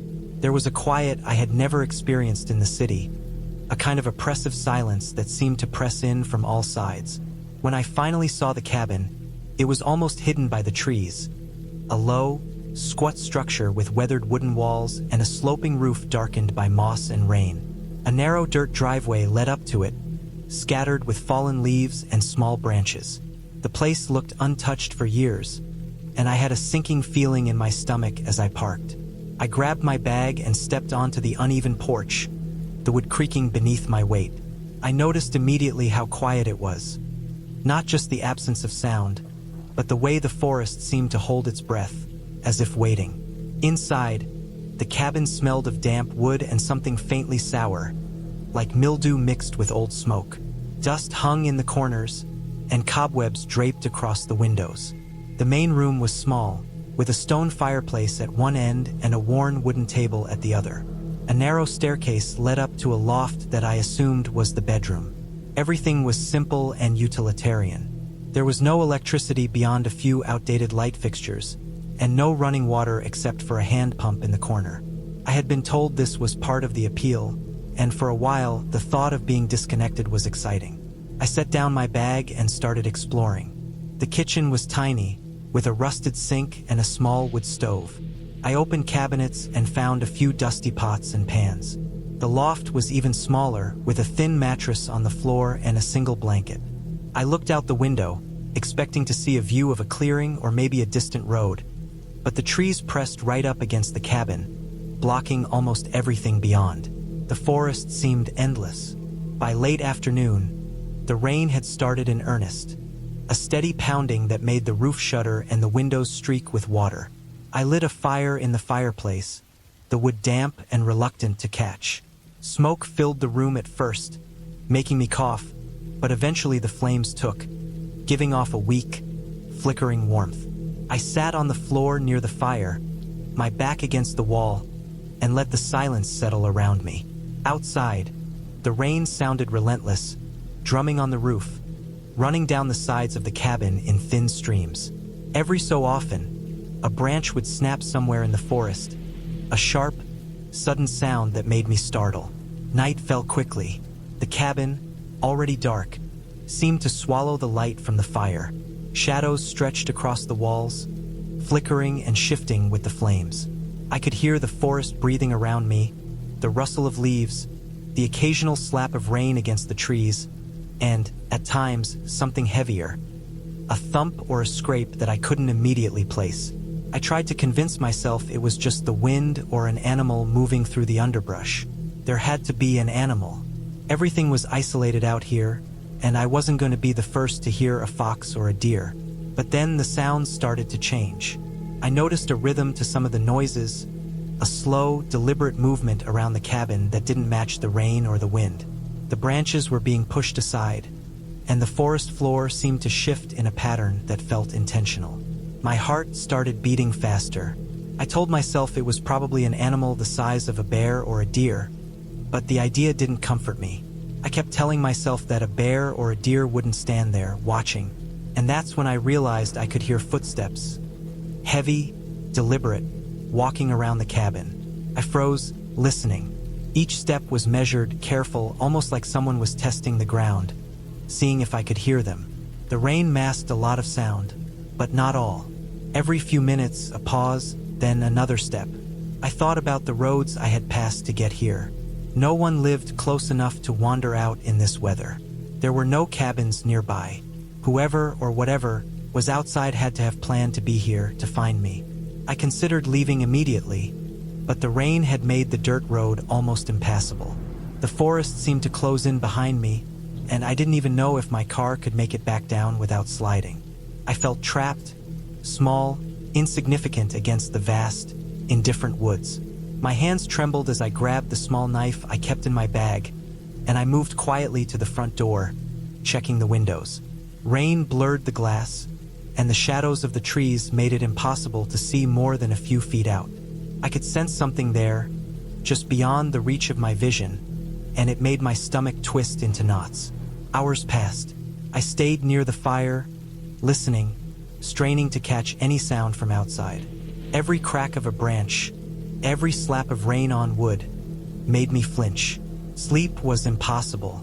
At some point, the fire burned low, and the shadows stretched long across the walls. That's when I heard the first clear knock. It wasn't loud, but sharp enough to cut through the sound of the rain. 3 slow, deliberate knocks, followed by silence. My pulse spiked. I didn't move. I didn't even breathe for a moment, hoping it would pass. The knocking came again, closer this time, on a different side of the cabin. Whoever it was moving around the building, deliberate, careful, like they were circling me. I checked every possible exit. All the windows were shut, the door locked. I grabbed a flashlight and slowly moved to the loft, where I could see out of the small high windows.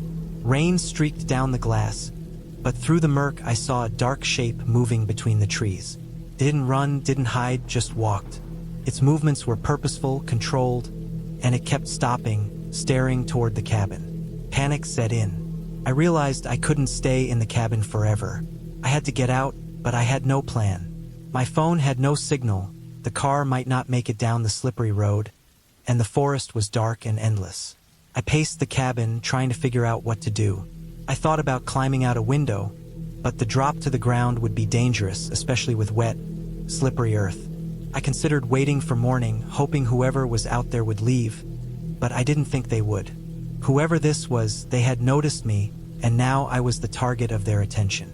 I had always wanted to spend a weekend away from the city, deep in the woods where everything was quiet except for the wind and the occasional sound of animals.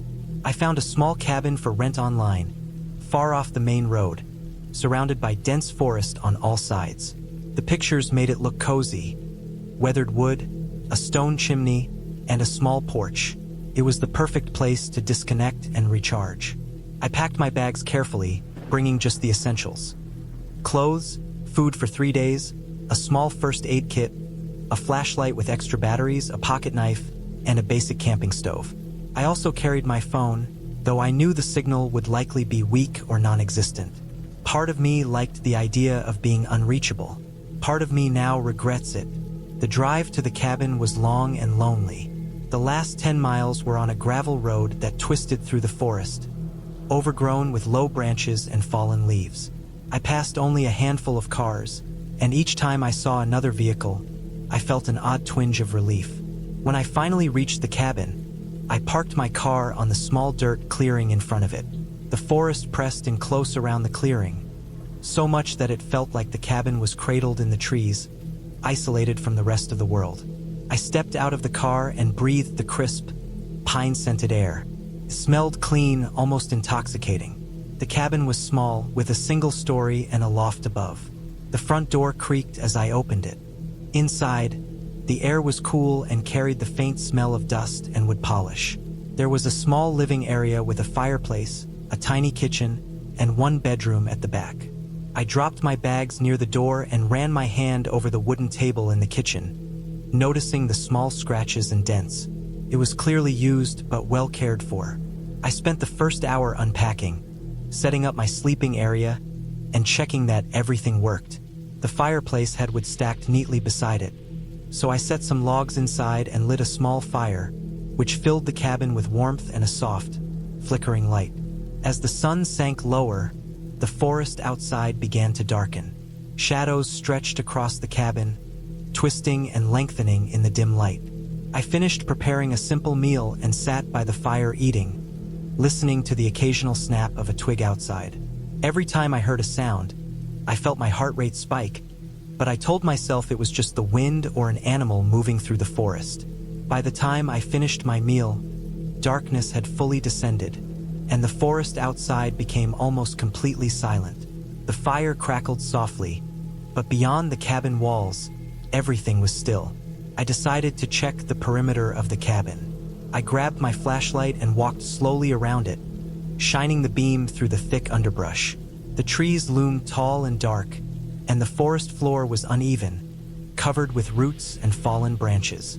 I noticed footprints in the soft earth near the back of the cabin, partially covered by leaves. They were human. My stomach tightened. I wasn't expecting anyone else out here. Whoever had passed by didn't seem recent. The prints were slightly faded, but it was enough to put me on edge. I hurried back inside and locked the doors. That night, I couldn't sleep well. Every little noise made me jump. The wind rattling the windows sounded like someone tapping. A branch scraping against the cabin's siding sounded almost like someone dragging a stick along the wall. I kept the flashlight close, lying awake staring at the shadows in the room, convincing myself I was just imagining things. Around midnight, I heard something that made my blood run cold.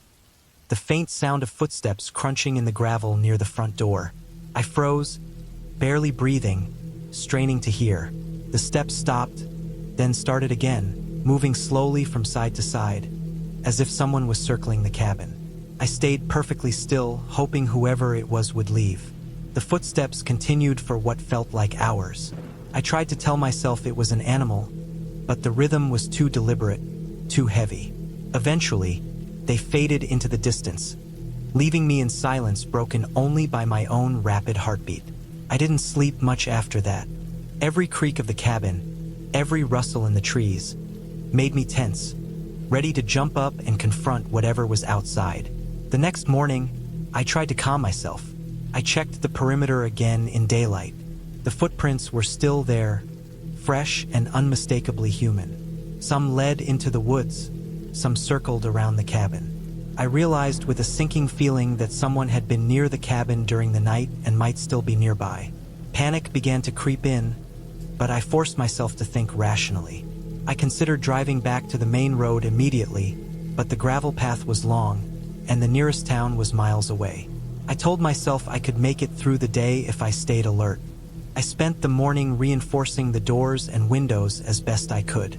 I stacked some firewood in front of the main door, just to create a small barrier. I put knives and kitchen tools within reach, and I kept the flashlight and my phone close.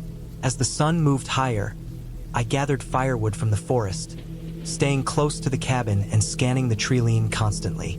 The forest seemed calm in daylight, but the memory of last night made every shadow suspicious. I felt the constant pressure of being watched, even though I couldn't see anyone. Around late afternoon, I decided to explore a little further. I walked carefully down the gravel path toward the nearest ridge, hoping to get a better view of my surroundings.